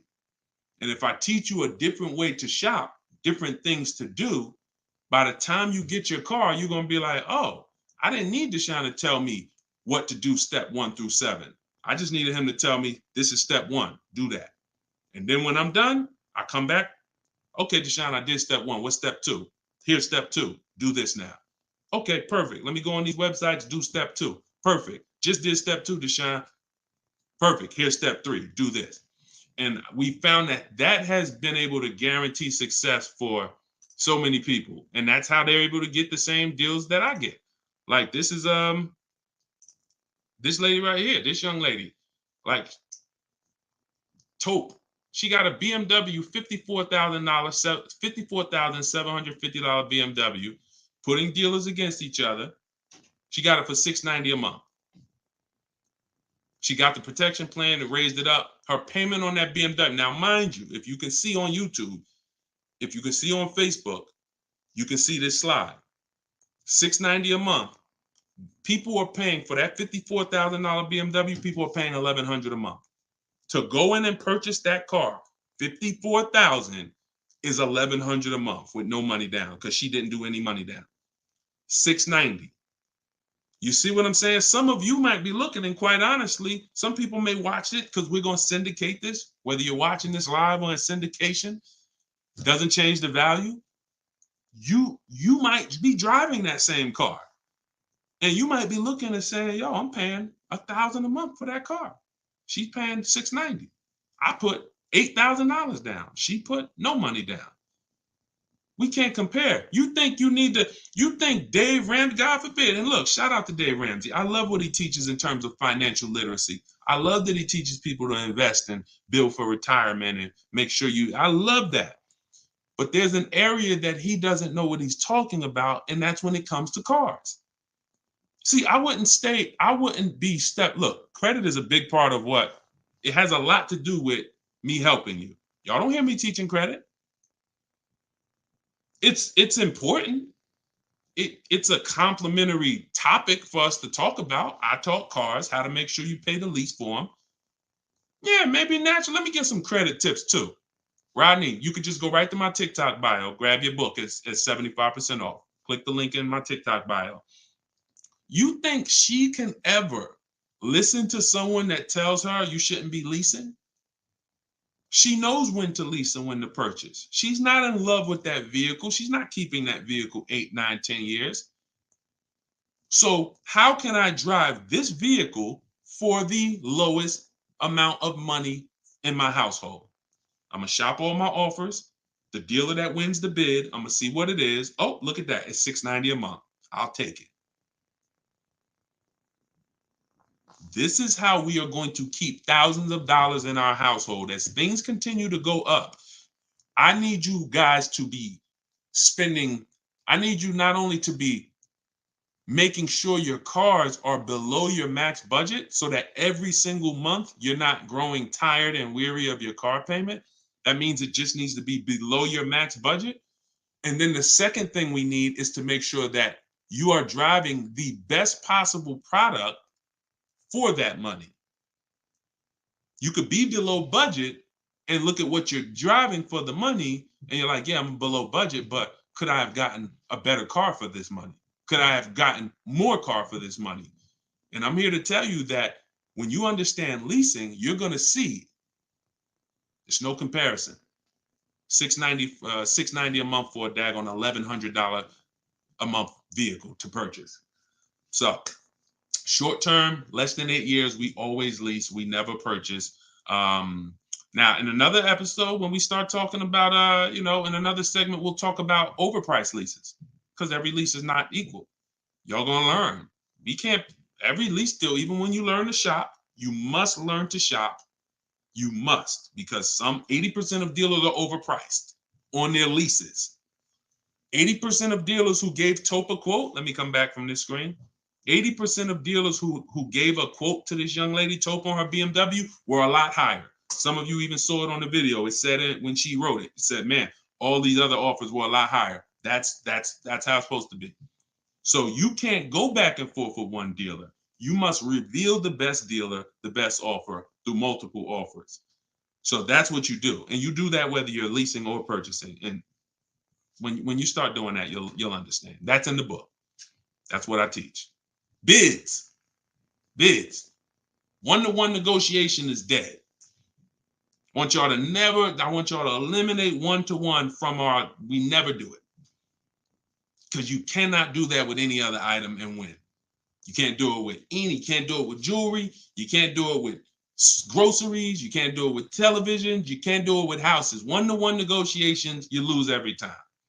You must see multiple options, multiple offers, and then we pick the best one. And what you see is that's gonna be done with loans we get, cars we buy, and cars that we sell. We don't trade. So, all right, yeah, this has been great. I need her contact. I don't know what you I guess y'all having a conversation. I didn't know what y'all needed contact wise. All right, let's see. Is buying and selling a car a good hustle? I'm not really teaching people how to buy and sell cars because yes, if you want to go into the car business, that's not what I teach. So I have to log out to purchase the book. You shouldn't have to. Let me try to reset. Let me know if it's still showing the $97 price or if everybody was able to get the 75% off price. Let us know. All right. I just reset it. So it should give you an opportunity to go back in there now and get it at the 97% off. All right.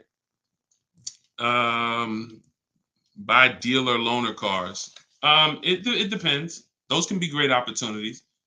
But again, we still need something to compare it to, Tina. Tina on Facebook said, buy dealer loaner cars. Now, we will buy or lease a loaner car if it's a great offer. So when we reach out to dealers, you'll see in the book, I teach you to go to the website because I give you my scripts. I tell you what to say. Some of you could do it by phone if you want to call a dealership and try to get multiple offers, but I would only speak to a sales manager.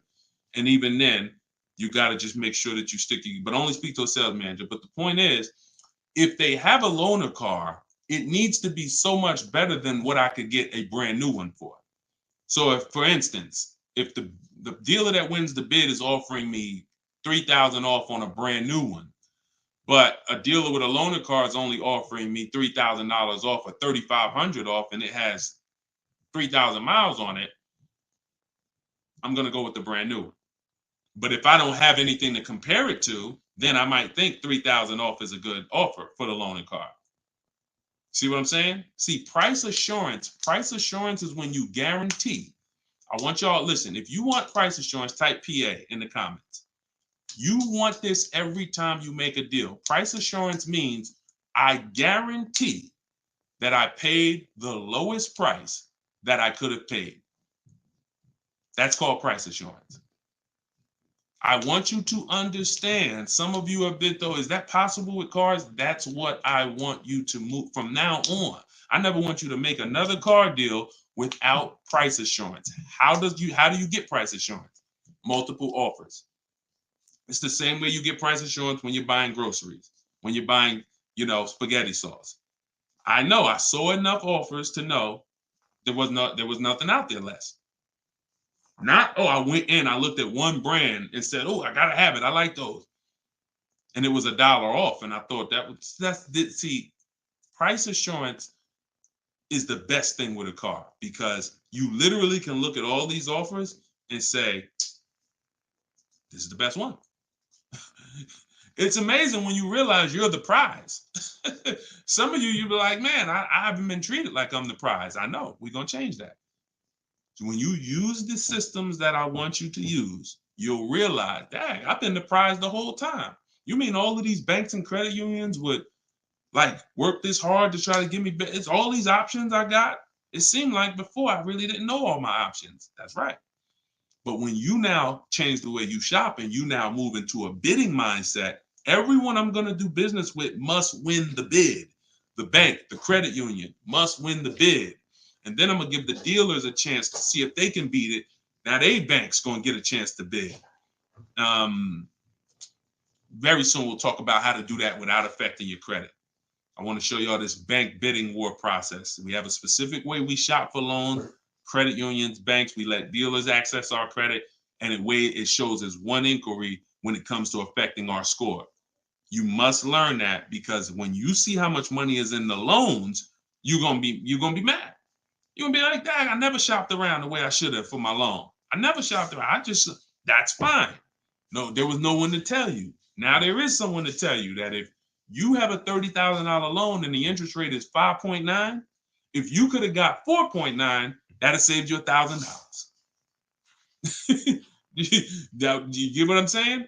If you have a $50,000 loan, 1 point on the interest rate, save you $2,000. So we must imagine if you could get 2 points lower, say you $4,000. So we are excited to try to get money off the car. We're going to be just as excited to make sure we're not giving that money in our loan. The banks are not loving us because we don't want the banks to like us. We want the banks to say, man, we barely making any money on this loan, but we'll take it. You don't want the bank to say, oh, every time they need a loan, they just come right to us. They love us. Give them 5.9. They don't ask no question. Give them 6.29. Give them 7.2. Whatever. They're not gonna shop. No, we don't want that. So, all right, y'all. So I will be back for another segment. These are the things we're gonna continue to do. We'll be live on all 4 platforms. We look to partner with more platforms in the future. So if there's a platform that y'all think we should be on streaming, let us know. Right now, we are, Facebook, Instagram, TikTok, and YouTube. So it's been great. We had probably, consistently 400 or 500 people on here. And so if you want to get your book at 75% off, as long as the timer hasn't come down, you should click the TikTok bio. Name of the book is Car Shopping for People That Hate Car Shopping. If you Google it, you'll see it's already rated 4.94 on Goodreads. We have 31 reviews. So we're on our way to being a 5-star bestseller. And it's really the people using it. So I want you all to use it. Get it for 75% off. Normal price is $97. Download it immediately. Start to use it. If you're on YouTube or Facebook, you can scan the QR code and get your copy, or go to Deshone's book. Mm-hmm. Yes, Mandy. Facebook is the same handle. Deshone the Auto Advisor on every channel, whether it's YouTube, Facebook, Instagram. It's always Deshone the Auto Advisor. So we'll be back to answer more questions. We'll be talking more about leasing, but we'll be talking more about deal structure, shopping, how to check and make sure cars are reliable. There's a lot of cars going out here with bad reliability ratings, bad longevity ratings. So they are not the cars that we need to be buying for keepers. We got things we got to look out for, y'all. Like this is the tip of the iceberg. We're buying a car to keep. You know how many people have bought a car, it wasn't quality? We didn't check longevity. I thought I was going to keep it 8 years, 10 years, but car started giving me issues, transmission issues at 80,000 miles. I didn't know that. We got to make sure we're checking these things. We got to make sure we look into every, so we'll break this down step by step. I'll be going over my system, my 7-step system, and just going deep with pieces of it and answering you guys' questions. Borrow against your money in the bank. Yeah, that's fine. Whatever gets you the biggest net return, Tina. She said, I don't get loans. Borrow against your money in the bank. As long as, just whatever gets you the best net return. I'm just here to tell you that interest isn't the only loss on money. Opportunity cost is a loss. When it comes to financial, if you were taking a class on finance, opportunity cost is really, if I could have put my money in something and made 10% on it, but my money was in a car and I didn't have that money, and that money is losing me 10% in the car. So let's just say I put the 20 grand in the car, and then every year that 20 grand is worth 2,000 less, then I'm losing. It's a negative 10% return every year on that 20 grand. When I could have had that 20 grand somewhere getting me 10%, use the bank's money at 4%, and now I'm still at a net positive when it comes to, am I richer at the end of the year? Am I richer at the end of the month? So I just say that to say we've been taught when it comes to finance, we just talk interest. Oh, I don't want to pay interest. I don't want to pay interest. But I'm here to make sure everyone knows the total package of why people who don't pay cash for cars, who could afford to, who literally can write $100,000 check for anything they want, why they don't. See, I'm not interested in, I'm interested in why the people who could pay cash for cars choose not to. And it's not what what you've been taught. Some of it's not because, oh, they just love debt. Now, these people have paid off houses. So these are the things that we're going to be talking about. So, and again, all in my book. If you want it all in one place, grab your copy. But yeah, this was a great segment. We will certainly be back. Always a pleasure. And just make sure you're subscribed so you do get notifications when we go live. Make sure you're subscribed on TikTok. Make sure you're following so that when we're live, you can jump on because we're going to be doing this a lot. All right. I'll see y'all soon. God bless everybody.